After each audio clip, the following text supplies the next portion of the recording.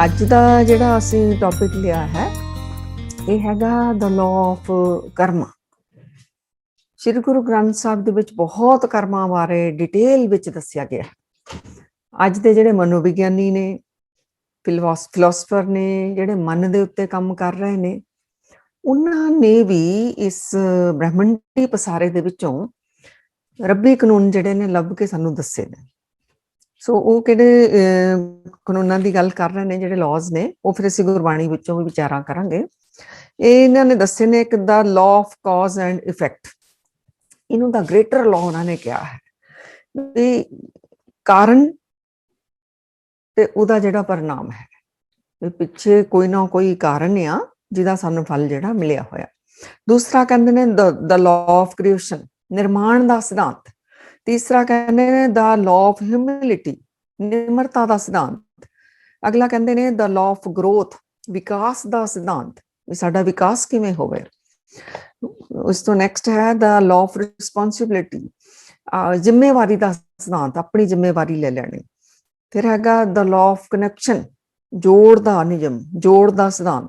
ਅਗਲਾ ਹੈਗਾ the law of focus, ਇਕਾਗਰਤਾ ਦਾ ਨਿਯਮ। ਫਿਰ ਹੈਗਾ ਦਾ ਲਾਅ ਆਫ ਗਿਵਿੰਗ, ਦੇਣ ਦਾ ਨਿਯਮ। ਦਾ ਲਾਅ ਆਫ ਚੇਂਜ, ਬਦਲਾਵ ਦਾ ਨਿਯਮ। The law of here and now, ਇੱਥੇ ਹੀ ਵਰਤਮਾਨ ਵਿੱਚ ਹੋਣ ਦਾ ਨਿਯਮ।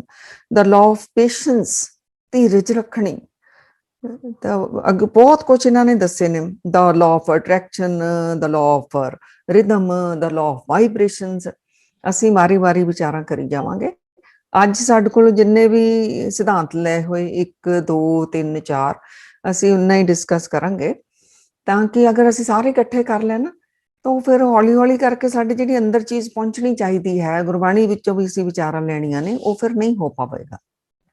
ਸੋ ਮੇਨ ਤਾਂ ਜਿਹੜਾ ਪਹਿਲਾਂ ਕਹਿੰਦੇ ਨੇ ਦਾ ਗ੍ਰੇਟਰ ਲਾਅ, ਇਹ ਹੈਗਾ the law of cause and effect.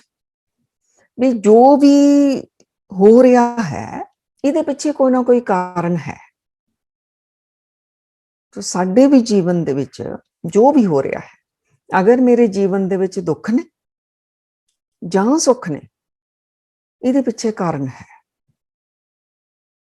ਔਰ ਕਾਰਨ ਕੋਈ ਹੋਰ ਵੀ ਨਹੀਂ, ਕਾਰਨ ਵੀ ਮੈਂ ਹੀ ਹਾਂ। ਇਹ ਸਿਧਾਂਤ ਕਹਿੰਦਾ ਹੈ ਕਿ ਜੋ ਅਸੀਂ ਬੀਜਣਾ ਹੈ ਨਾ, ਉਹੀ ਅਸੀਂ ਵੱਢਣਾ ਹੈ। ਗੁਰਬਾਣੀ ਨੇ ਵੀ ਇਹੀ ਕਿਹਾ, ਜਿਹਾ ਬੀਜੇ ਸੋ ਲਣੇ, ਮੱਥੇ ਜੋ ਲਿਖਿਆਸ।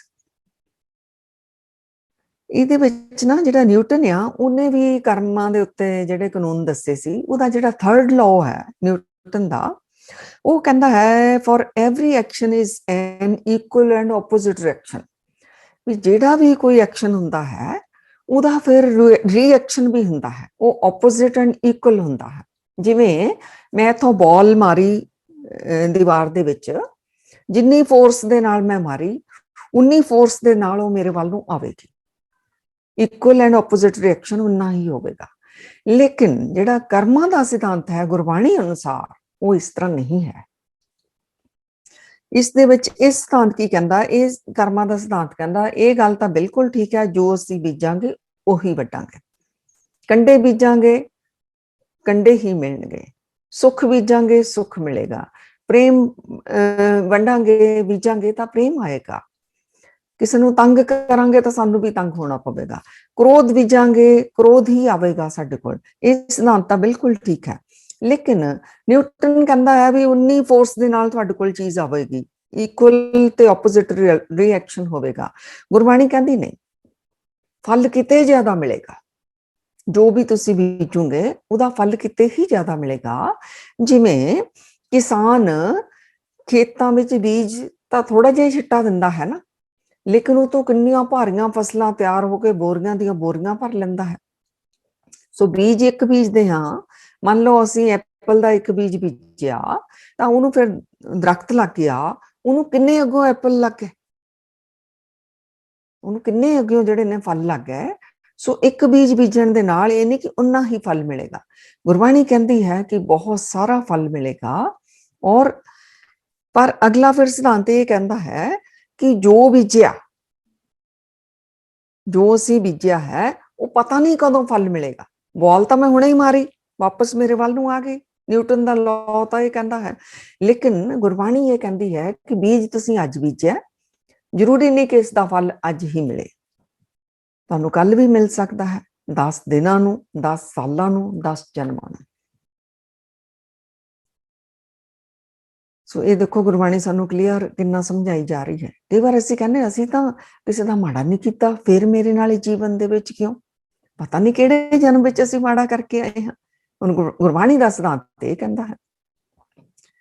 ਸੋ ਕਈ ਵਾਰ ਉਹ ਕਹਿੰਦੇ ਉਹ ਗੰਦੇ ਮੰਦੇ ਕੰਮ ਕਰੀ ਜਾਂਦਾ, ਉਹ ਤਾਂ ਉਹਦੀ ਤਾਂ ਇੰਨੀ ਚੜ੍ਹਦੇ ਆ, ਸੋ ਉਹਨੇ ਪਤਾ ਨਹੀਂ ਕੀ ਕੁਛ ਅੱਛਾ ਬੀਜ ਕੇ ਆਇਆ ਹੋਇਆ, ਉਹਦਾ ਉਹ ਫਲ ਜਿਹੜਾ ਉਹਨੂੰ ਭੋਗਿਆ ਜਾ ਰਿਹਾ।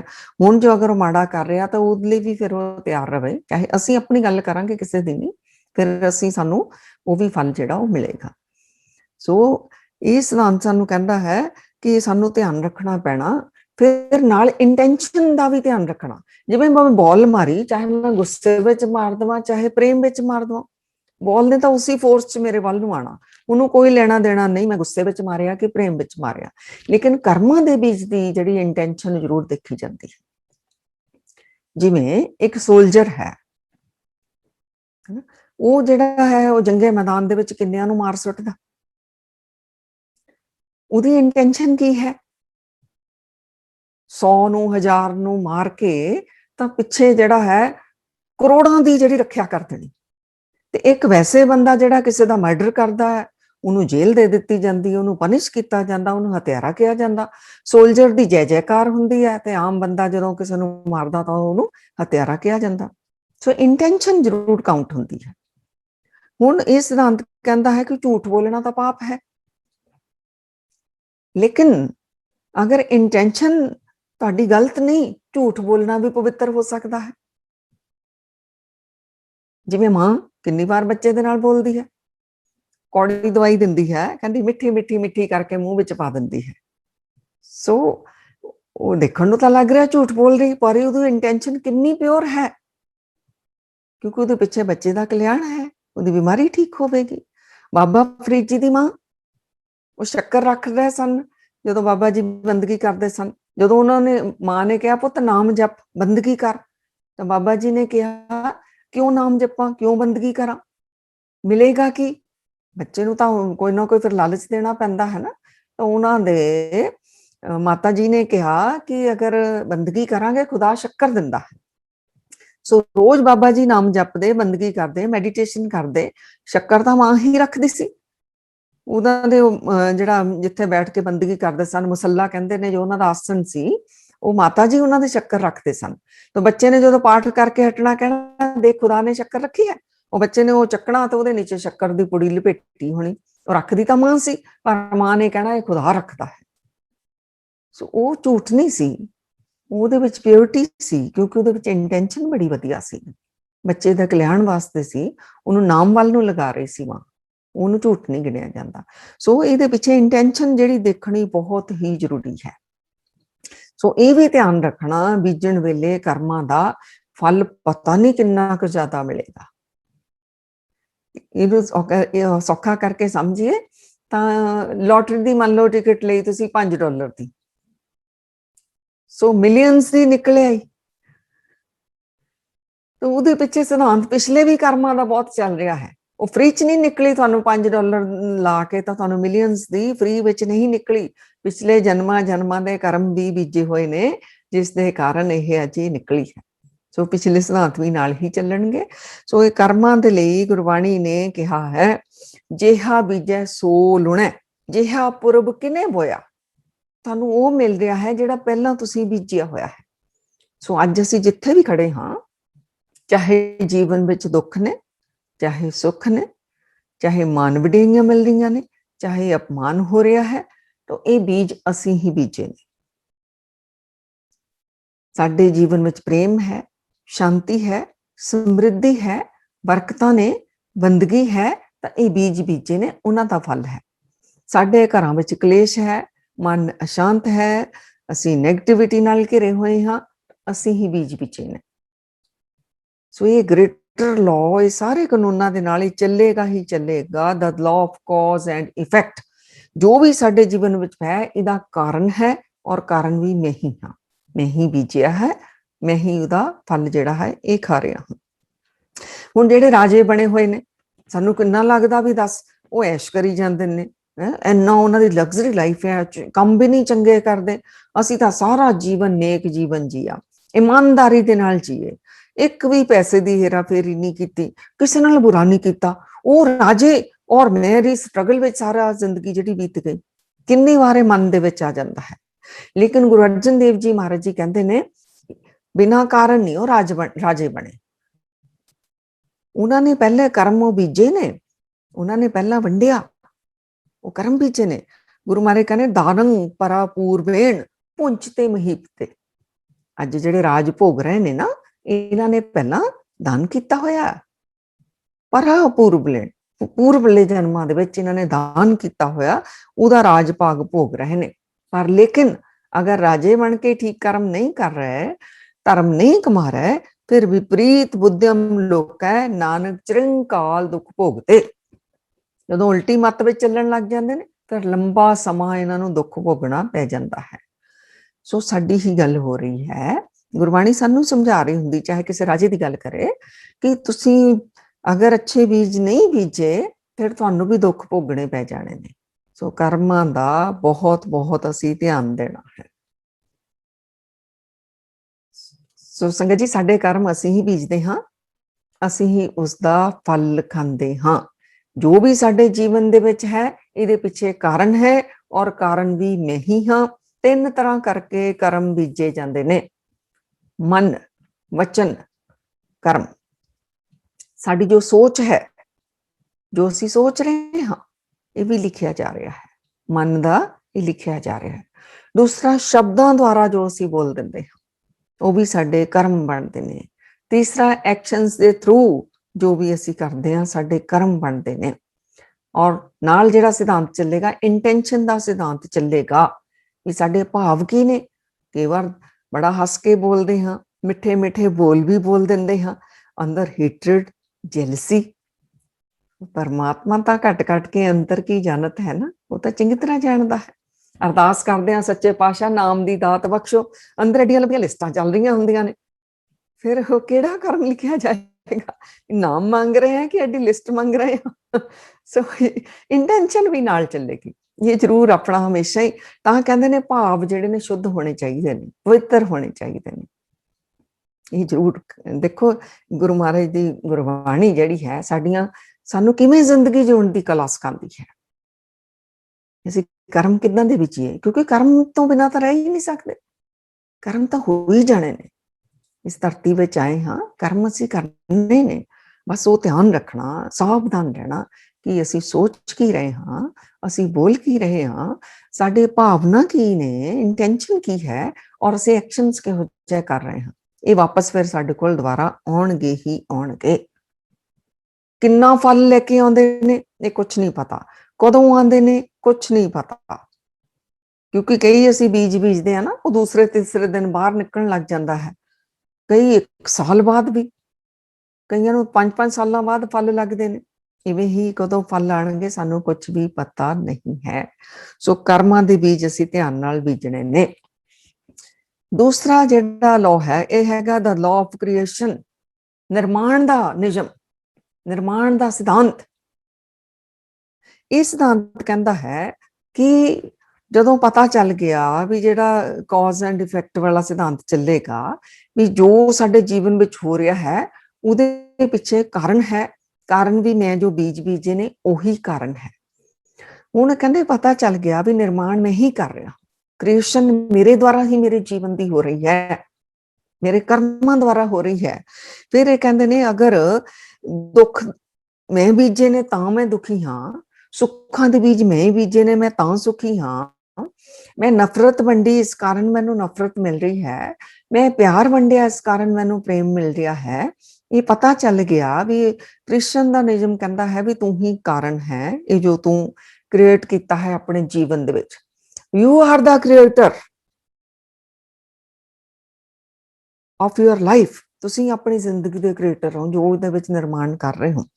ਫਿਰ ਇਹ ਕਹਿੰਦੇ ਨੇ ਫਿਰ ਹੁਣ ਕਿਉਂ ਨਾ, ਜਦੋਂ ਮੈਨੂੰ ਪਤਾ ਚੱਲ ਗਿਆ ਮੈਂ ਹੀ ਕ੍ਰੀਏਟਰ ਹਾਂ, ਤਾਂ ਫਿਰ ਮੈਂ ਕਿਹੋ ਜਿਹੀ ਆਪਣੇ ਦੇ ਲਈ ਨਿਰਮਾਣ ਕਰਾਂ। ਫਿਰ ਜ਼ਰੂਰੀ ਗੱਲ ਹੈ, ਹੁਣ ਮੈਂ ਦੁੱਖਾਂ ਦੇ ਬੀਜ ਬੀਜਣ ਦੀ ਬਜਾਏ ਮੈਂ ਸੁੱਖਾਂ ਦੇ ਬੀਜ ਬੀਜਾਂ, ਮੈਂ ਨਫ਼ਰਤ ਦੇ ਬੀਜ ਬੀਜਣ ਦੀ ਬਜਾਏ ਮੈਂ ਪ੍ਰੇਮ ਦੇ ਬੀਜ ਬੀਜਾਂ, ਮੈਂ ਕਿਸੇ ਕੋਲ ਖੋਣ ਦੀ ਬਜਾਏ ਸੋ ਮੈਂ ਉਹਦੀ ਹੈਲਪ ਕਰਨ ਦੇ ਬੀਜ ਬੀਜਾਂ, ਮੈਂ ਭਲੇ ਭਲੇ ਬੀਜ ਬੀਜਾਂ, ਮਾੜਾ ਕੋਈ ਵੀ ਮੈਂ ਬੀਜ ਨਾ ਬੀਜਾਂ, ਕੰਡੇ ਮੈਂ ਨਾ ਬੀਜਾਂ, ਕਿਉਂਕਿ ਮੈਂ ਅਗਰ ਕੰਡੇ ਬੀਜਣੇ ਨੇ ਤਾਂ ਉਹ ਮੈਨੂੰ ਹੀ, ਮੇਰੇ ਕੋਲ ਹੀ ਉਹ ਫਲ ਆ ਜਾਣਾ ਹੈ। ਇੱਕ ਨਾ ਇੱਕ ਦਿਨ ਮੈਨੂੰ ਕੰਡੇ ਜਿਹੜੇ ਨੇ ਉਹ ਦੁੱਖ ਦੇਣਗੇ ਹੀ ਦੇਣਗੇ। ਕਿਤਨੇ ਸੁੰਦਰ ਸਿਧਾਂਤ ਜਿਨ੍ਹਾਂ ਵਿਦਵਾਨਾਂ ਨੇ ਵੀ ਖੋਜੇ, ਗੁਰਬਾਣੀ ਵਿੱਚ ਤਾਂ ਸਾਨੂੰ ਪਹਿਲਾਂ ਹੀ ਦੱਸਿਆ ਹੋਇਆ ਹੈ। ਇਹਦੇ ਵਿੱਚ ਹੁਣ ਗੁਰੂ ਮਹਾਰਾਜ ਜੀ ਕੀ ਕਹਿੰਦੇ ਨੇ, ਉਹ ਕਹਿੰਦੇ ਨੇ ਹੁਣ ਜਿਹੜੀਆਂ ਤੇਰੀਆਂ ਮਨ ਦੀਆਂ ਮੈਲਾਂ ਨੇ, ਇਹਨਾਂ ਨੂੰ ਪਾਪ ਕਿਹਾ ਜਾਂਦਾ ਨਾ, ਜਿਹੜੀ ਸਾਡੀ ਮੈਲੀ ਸੋਚ, ਮਾੜੇ ਸ਼ਬਦ, ਮਾੜੇ ਕਰਮ, ਵਾਸਨਾ ਵਿੱਚ ਅਸੀਂ ਫਸੇ ਹੋਏ ਹਾਂ। ਤੇ ਇਹ ਗੁਰੂ ਮਹਾਰਾਜ ਜੀ ਕਹਿੰਦੇ ਜਿਹੜੀਆਂ ਮਨ ਦੀਆਂ ਮੈਲਾਂ ਨੇ, ਹੁਣ ਤੋਂ ਇਹਨਾਂ ਨੂੰ ਸਾਫ਼ ਕਰਨਾ ਸ਼ੁਰੂ ਕਰ ਦੇ। ਤਾਂ ਫਿਰ ਕੀ ਕਰ ਤੂੰ, ਹੁਣ ਤੂੰ ਗੁਰੂ ਦੀ ਬਾਣੀ ਨੂੰ ਯਾਦ ਰੱਖ, ਜੋ ਗੁਰੂ ਸਿਧਾਂਤ ਦੱਸ ਰਹੇ ਨੇ, ਗੁਰੂ ਜਿਵੇਂ ਜੀਉਣਾ ਸਿਖਾਉਂਦੇ ਨੇ ਉਵੇਂ ਜੀ। ਗੁਰੂ ਤੁਹਾਨੂੰ ਕਹਿੰਦੇ ਨੇ ਨਾਮ ਜਪ ਤੂੰ, ਭਰੀਐ ਮਤ ਪਾਪਾਂ ਕੈ ਸੰਗ, ਉਹ ਧੋਪੈ ਨਾਵੈ ਕੇ ਰੰਗ। ਤੂੰ ਨਾਮ ਦੇ ਰੰਗ ਵਿੱਚ ਰੰਗ, ਪਰਮਾਤਮਾ ਦੇ ਪ੍ਰੇਮ ਦੇ ਵਿੱਚ ਭਿੱਜ, ਤੇਰੀਆਂ ਮਨ ਦੀਆਂ ਮੈਲਾਂ ਸਾਫ਼ ਹੋ ਜਾਣ। ਤੂੰ ਨਾਮ ਜਪ, ਤੂੰ ਸੰਗਤ ਕਰ, ਤੂੰ ਸੇਵਾ ਕਰ। ਫਿਰ ਗੁਰੂ ਮਹਾਰਾਜ ਕਹਿੰਦੇ ਪਾਪੜਿਆਂ ਪਛਾੜ, ਜਿਹੜੇ ਪਾਪ ਨੇ ਨਾ, ਪਾਪਾਂ ਦਾ ਦੁੱਖ ਹੈ, ਬੋਝਲ ਰਹਿੰਦੇ ਹਾਂ ਅਸੀਂ, ਬੁਝੇ ਬੁਝੇ ਰਹਾਂਗੇ, ਪਾਪਾਂ ਦਾ ਇਤਨਾ ਬੋਝ ਹੁੰਦਾ ਹੈ। ਗੁਰੂ ਮਹਾਰਾਜ ਕਹਿੰਦੇ ਪਾਪੜਿਆਂ ਪਛਾੜ, ਇਹਨਾਂ ਨੂੰ ਦੂਰ ਕਰ ਦੇ। ਕਿਵੇਂ ਕਰ? ਬਾਣ ਸਚਾਵਾ ਸੰਨ ਕੇ, ਨਿਸ਼ਾਨਾ ਬਨ, ਜਿਵੇਂ ਤੀਰ ਅੰਦਾਜ਼ ਜਿਹੜਾ ਹੈ ਆਪਣਾ ਨਿਸ਼ਾਨਾ ਲਾ ਲੈਂਦਾ ਹੈ ਨਾ, ਜੋ ਉਹਦਾ ਏਮ ਹੁੰਦਾ ਹੈ ਉੱਥੇ ਬਿਲਕੁਲ ਨਿਸ਼ਾਨਾ ਲਾ ਲੈਂਦਾ। ਗੁਰੂ ਮਹਾਰਾਜ ਕਹਿੰਦੇ ਤੂੰ ਵੀ ਲਾ ਨਿਸ਼ਾਨਾ। ਕਿੱਥੇ ਲਾ? ਆਪਣੀਆਂ ਮਨ ਦੀਆਂ ਮੈਲਾਂ ਦੇ ਉੱਤੇ, ਆਪਣੇ ਮਾਰੇ ਕਰਮਾਂ ਦੇ ਉੱਤੇ, ਮਾੜੀ ਸੋਚ ਦੇ ਉੱਤੇ, ਮਾੜੇ ਬੋਲਾਂ ਦੇ ਉੱਤੇ, ਉੱਥੇ ਨਿਸ਼ਾਨਾ ਬਨ। ਇਹ ਮਾੜੇ ਕੰਮ ਨਹੀਂ ਕਰਨੇ, ਇਹ ਹੁਣ ਛੱਡ ਦਿੱਤੇ, ਇਹ ਹੁਣ ਤਿਆਗ ਦਿੱਤੇ। ਪਾਪੜਿਆਂ ਪਛਾੜ, ਬਾਣ ਸਚਾਵਾ ਸੰਨ ਕੇ, ਨਾਲ ਕੀ ਕਰ? ਗੁਰ ਮੰਤਰ ਰਾਜ ਤਾਰ, ਨਾਨਕ ਦੁੱਖ ਨਾ ਥੀ ਪਈ। ਹੁਣ ਗੁਰੂ ਦਾ, ਸਾਰੀ ਬਾਣੀ ਗੁਰੂ ਦਾ ਮੰਤਰ ਹੈ, ਵਾਹਿਗੁਰੂ ਜਪਣਾ ਵੀ ਗੁਰੂ ਦਾ ਮੰਤਰ ਹੈ। ਸਾਰੀ ਬਾਣੀ ਜੋ ਸਾਨੂੰ ਸਮਝਾ ਰਹੀ ਹੈ ਗੁਰੂ ਦਾ ਹੀ ਮੰਤਰ ਹੈ। ਮਤਲਬ ਗੁਰੂ ਦੇ ਬਚਨ ਯਾਦ ਰੱਖ, ਮਾੜੇ ਕਰਮ ਨਹੀਂ ਬੀਜਣੇ, ਮਾੜੀ ਸੋਚ ਨਹੀਂ ਰੱਖਣੀ, ਮਾੜੇ ਸ਼ਬਦਾਂ ਦਾ ਇਸਤੇਮਾਲ ਨਹੀਂ ਕਰਨਾ, ਮਾੜੇ ਐਕਸ਼ਨ ਨਹੀਂ ਕਰਨੇ। ਇਹ ਤੂੰ ਹੁਣ ਛੱਡ, ਪਾਪੜਿਆਂ ਨੂੰ ਪਛਾੜ, ਇਹਨਾਂ ਨੂੰ ਪਿੱਛੇ ਕਰ। ਬਾਣ ਸਚਾਵਾ ਸੰਨ ਕੇ, ਗੁਰ ਮੰਤਰ ਰਾਜ ਤਾਰ, ਨਾਨਕ ਦੁੱਖ ਨਾ ਥੀ ਵਈ। ਗੁਰੂ ਮਹਾਰਾਜ ਕਹਿੰਦੇ ਗੁਰੂ ਦੇ ਮੰਤਰ, ਗੁਰੂ ਦੇ ਬਚਨ ਯਾਦ ਰੱਖ, ਉਹਦਾ ਜੀਵਨ ਜੀ, ਤੇ ਤੈਨੂੰ ਦੁੱਖ ਲੱਗੇਗਾ ਹੀ ਨਹੀਂ। ਜਦੋਂ ਤੂੰ ਦੁੱਖ ਬੀਜ ਹੀ ਨਹੀਂ ਰਿਹਾ, ਮਾੜੇ ਕਰਮ ਬੀਜ ਹੀ ਨਹੀਂ ਰਿਹਾ, ਤੈਨੂੰ ਕਿਉਂ ਫਲ ਮਾੜਾ ਭੋਗਣਾ ਪੈ ਜਾਵੇਗਾ? ਸੋ ਗੁਰੂ ਮਹਾਰਾਜ ਕਹਿੰਦੇ ਤੂੰ ਨੇਕ ਕਰਮਾਂ ਦੇ ਬੀਜ ਬੀਜ। ਫਿਰ ਕੀ ਹੋਵੇਗਾ? ਜਦੋਂ ਤੂੰ ਨਾਮ ਜਪੇਂਗਾ ਤੇਰੇ ਪੁੰਨ ਬਣ ਜਾਣਗੇ, ਤੂੰ ਦਾਨ ਪੁੰਨ ਕਰੇਂਗਾ ਤੇਰੇ ਪੁੰਨ ਬਣ ਜਾਣਗੇ, ਤੂੰ ਭਲਾਈ ਦੇ ਨੇਕੀ ਦੇ ਕੰਮ ਕਰੇਂਗਾ, ਤੂੰ ਪੁੰਨੀ ਆਤਮਾ ਕਹਾਣ ਲੱਗ ਜਾਏਗਾ। ਗੁਰੂ ਮਹਾਰਾਜ ਜੀ ਕਹਿੰਦੇ ਨੇ, ਗੁਰੂ ਗੋਬਿੰਦ ਸਿੰਘ ਜੀ ਮਹਾਰਾਜ ਕਹਿੰਦੇ ਨੇ, ਜਦੋਂ ਤੇਰੇ ਪੁੰਨਾਂ ਦਾ ਪ੍ਰਤਾਪ ਵਧਣ ਲੱਗ ਗਿਆ, ਹਾਲੇ ਤਾਂ ਪਾਪਾਂ ਦਾ ਪ੍ਰਤਾਪ ਹੈ, ਤੂੰ ਦੁਖੀ ਹੈ। ਜਦੋਂ ਪੁੰਨਾਂ ਦਾ ਪ੍ਰਤਾਪ, ਸ਼ੁਭ ਨੇਕ ਕਰਮਾਂ ਦਾ ਪ੍ਰਤਾਪ ਵਧਣ ਲੱਗ ਗਿਆ, ਫਿਰ ਕੀ ਹੋਵੇਗਾ? ਪੁੰਨ ਪ੍ਰਤਾਪਨ ਬਾੜ, ਜੈਤ ਧੁਨ ਪਾਪਨ ਕੇ ਉਹ ਪੁੰਜ ਖਪੇਂਗੇ। ਉਹਨਾਂ ਦਾ ਜਦੋਂ ਤੇਰਾ ਪ੍ਰਤਾਪ ਵੱਧ ਗਿਆ, ਕੀ ਹੋਏਗਾ? ਤੇਰੀ ਜੈ ਜੈਕਾਰ ਹੋਣ ਲੱਗ ਜਾਏਗੀ। ਕਹਿੰਦੇ ਨਹੀਂ ਅਸੀਂ ਬੜੀ ਧਰਮੀ ਆਤਮਾ, ਬੜੀ ਪੁੰਨੀ ਆਤਮਾ, ਬਈ ਉਹ ਬੜੇ ਨੇਕ ਨੇ, ਬੜਾ ਭਲਾ ਕਰਦੇ ਨੇ। ਇਹ ਜਦੋਂ ਪੁੰਨਾਂ ਦਾ ਪ੍ਰਤਾਪ ਵੱਧਦਾ, ਨਾਲ ਮਾਰੇ ਕਹਿੰਦੇ ਨੇ ਤੇਰੀ ਜੈ ਜੈਕਾਰ ਵੀ ਹੋਵੇਗੀ, ਪਾਪਨ ਕਹਿਬੋ ਪੁੰਜ ਖਪੇਂਗੇ। ਪਾਪਾਂ ਦੀਆਂ ਅਗਰ ਤੇਰੇ ਕੋਲ ਢੇਰੀਆਂ ਵੀ ਹੋਣ, ਉਹ ਵੀ ਤੇਰੀਆਂ ਦੂਰ ਹੋ ਜਾਣਗੀਆਂ। ਜੋ ਗੁਰੂ ਮਹਾਰਾਜ ਕਹਿੰਦੇ ਨੇ ਐਸੀ ਕਲਾ ਨਾ ਖੇਡੀ ਹੈ ਜਿਤ ਦਰਗਹਿ ਗਿਆ ਹਰ। ਉਦਾਂ ਦੇ ਤੂੰ ਕਰਮਾਂ ਦੇ ਬੀਜ ਨਾ ਬੀਜੀ, ਤੈਨੂੰ ਦਰਗਾਹ ਵਿੱਚ ਹਾਰਨਾ ਪੈ ਜਾਵੇ। ਤੂੰ ਨੇਕ ਕਰਮ ਬੀਜ ਆਪਣੇ, ਤੂੰ ਸ਼ੁਭ ਕਰਮਾਂ ਦੇ ਅਸੀਂ ਬੀਜ ਬੀਜੀਏ, ਨਾਮ ਜਪੀਏ, ਭਲਾ ਸੋਚੀਏ, ਭਲਾ ਕਰੀਏ, ਭਲਾ ਮੰਗੀਏ। ਸਾਡੇ ਕੋਲ ਤਾਂ ਸਿਧਾਂਤ ਹੀ ਇਹੀ ਹੈ ਸੰਗਤ ਜੀ। ਸਿੱਖਾਂ ਕੋਲ ਤਾਂ ਪਰਮ ਸਿਧਾਂਤ ਹੈ, ਪਰਮ ਸਿਧਾਂਤ ਕਿ ਨਾਨਕ ਨਾਮ ਚੜ੍ਹਦੀ ਕਲਾ, ਤੇਰੇ ਭਾਣੇ ਸਰਬੱਤ ਦਾ ਭਲਾ। ਹੁਣ ਜਿਹੜਾ ਸਿੱਖ ਸਰਬੱਤ ਦੇ ਭਲੇ ਦੀ ਅਰਦਾਸ ਕਰਦਾ ਹੈ, ਉਹ ਕਿਵੇਂ ਕਿਸੇ ਲਈ ਬੁਰਾ ਸੋਚ ਸਕਦਾ ਹੈ? ਉਹ ਕਿਵੇਂ ਕਿਸੇ ਦਾ ਬੁਰਾ ਕਰ ਸਕਦਾ ਹੈ? ਕਿਵੇਂ ਕਿਸੇ ਨੂੰ ਬੁਰੇ ਬੋਲ ਵੀ ਬੋਲ ਸਕਦਾ ਹੈ ਅਗਰ ਇਹ ਵਾਕਈ ਸਾਡੇ ਅੰਦਰ ਇਸ ਸਿਧਾਂਤ ਆਉਣ ਲੱਗ ਜਾਵੇ ਸਰਬੱਤ ਦੇ ਭਲੇ ਵਾਲਾ, ਤਾਂ ਸਾਡਾ ਵੀ ਭਲਾ, ਸਾਰਿਆਂ ਦਾ ਵੀ ਭਲਾ। ਫਿਰ ਇਹ ਲਾਅ ਆਫ ਕ੍ਰੀਏਸ਼ਨ ਕਹਿੰਦਾ ਹੈ ਤੂੰ ਹੁਣ ਤੇਰੀ ਆਪਣੀ ਹੀ ਕ੍ਰੀਏਸ਼ਨ ਹੈ ਤੇਰੇ ਜੀਵਨ ਦੀ, ਦੁੱਖਾਂ ਦੀ ਜਾਂ ਸੁੱਖਾਂ ਦੀ। ਤੂੰ ਹੁਣ ਇਦਾਂ ਦਾ ਨਿਰਮਾਣ ਕਰ, ਇਦਾਂ ਦੇ ਬੀਜ ਤੇਰੇ ਜੀਵਨ ਵਿੱਚ ਸੁੱਖ ਆ ਜਾਣ। ਬਾਬਾ ਕਬੀਰ ਜੀ ਵੀ ਕਿਤਨਾ ਸੁੰਦਰ ਵਚਨ ਕਰਦੇ ਨੇ, ਕਹਿੰਦੇ ਨੇ ਕਬੀਰ ਐਸਾ ਬੀਜ ਬੋਏ ਰਹੋ, ਏਦਾਂ ਦਾ ਕਰਮਾਂ ਦਾ ਬੀਜ 12 ਮਾਸ ਫਲੰਤ। ਸਾਲ ਦੇ 12 ਮਹੀਨੇ ਹੁੰਦੇ ਨੇ, 12 ਮਹੀਨੇ ਤੈਨੂੰ ਫਲ ਮਿਲਦਾ ਰਹੇ। ਇੰਤਜ਼ਾਰ ਨਾ ਕਰਨੀ ਪਵੇ ਵੀ ਅਗਲੇ ਜਨਮ ਨੂੰ ਫਲ ਮਿਲੇਗਾ, 10ਵੇਂ ਜਨਮ ਨੂੰ, 1000ਵੇਂ ਜਨਮ ਨੂੰ, ਜਾਂ ਅੱਜ ਬੀਜਿਆ 1 ਸਾਲ ਨੂੰ।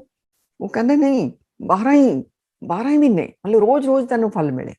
ਏਦਾਂ ਦਾ ਤੂੰ ਬੀਜ ਕਿੱਦਾਂ ਦਾ ਤੂੰ ਬੀਜ ਸੁੱਖਾਂ ਦਾ, ਭਲਾਈ ਦਾ, ਅੱਛਾਈ ਦਾ, ਕਿਸੇ ਦੀ ਸੇਵਾ ਕਰਨ ਦਾ, ਕਿਸੇ ਦੀ ਹੈਲਪ ਕਰਨ ਦਾ। ਕਹਿੰਦੇ ਐਸਾ ਬੀਜ ਬੋਝ ਲਾ 12 ਮਾਸ ਫਲੰਤ। ਕਿੱਦਾਂ ਦਾ ਤੂੰ ਬੀਜ ਤੇਰੇ ਪੰਖੀ, ਤੇਰੀ ਸ਼ੀਤਲ ਛਾਇਆ ਤੇਰੀ ਦਰਖਤ ਦੀ ਹੋਵੇ, ਮਤਲਬ ਤੂੰ ਸੁੱਖ ਦੇ, ਤੂੰ ਸ਼ਾਂਤੀ ਵਸਾਏ, ਹੈਨਾ।